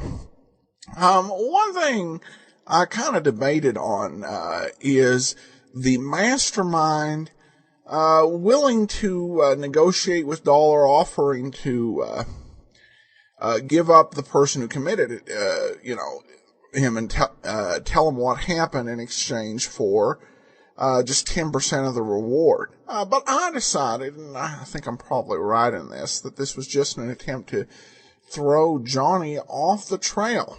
And I think I'm fairly certain this is Johnny Dollar's only visit to the Middle East. And I'll be curious to find out if this was ever based on an episode of Rocky Fortune. Tended to be, I think, the case in old-time radio that various parts of the Middle East were treated as somewhat interchangeable when it came to writing.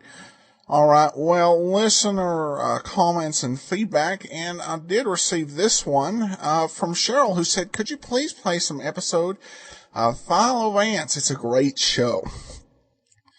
Well, I'm reminded of a poem by that great American poet, Ogden Nash. Philo Vance needs a kick in the pants. Was actually a poem he wrote. That applied to the literary Philo Vance. We will play some episodes. We're not going to play the big syndicated series. I listened to that, and I just could not for the life of me get into it. I didn't like the cases, the plots, the characters. It was just really hard to latch onto. But outside of the syndicated series, where the most of the episodes are, there were a few episodes of NBC's Philo Vance with a different actor, different cast, that I actually thought were pretty fascinating. So I have that on the list to play. So, all right. Well, thanks so much for your questions and comments. That will do it for today. We will be back tomorrow, or not tomorrow, Monday, with the adventures of Frank Race. And then join us back here on Friday for yours truly, Johnny Dollar. In the meanwhile, send your comments to box13@greatdetectives.net. Follow us on Twitter at Radio Detectives. And give us a call, 208-991-4783. From Boise, Idaho, this is your host, Adam Graham, signing off. Idaho, this is your host, Adam Graham, signing off. Idaho, this is your host, Adam Graham, signing off. Idaho, this is your host, Adam Graham, signing off. Idaho.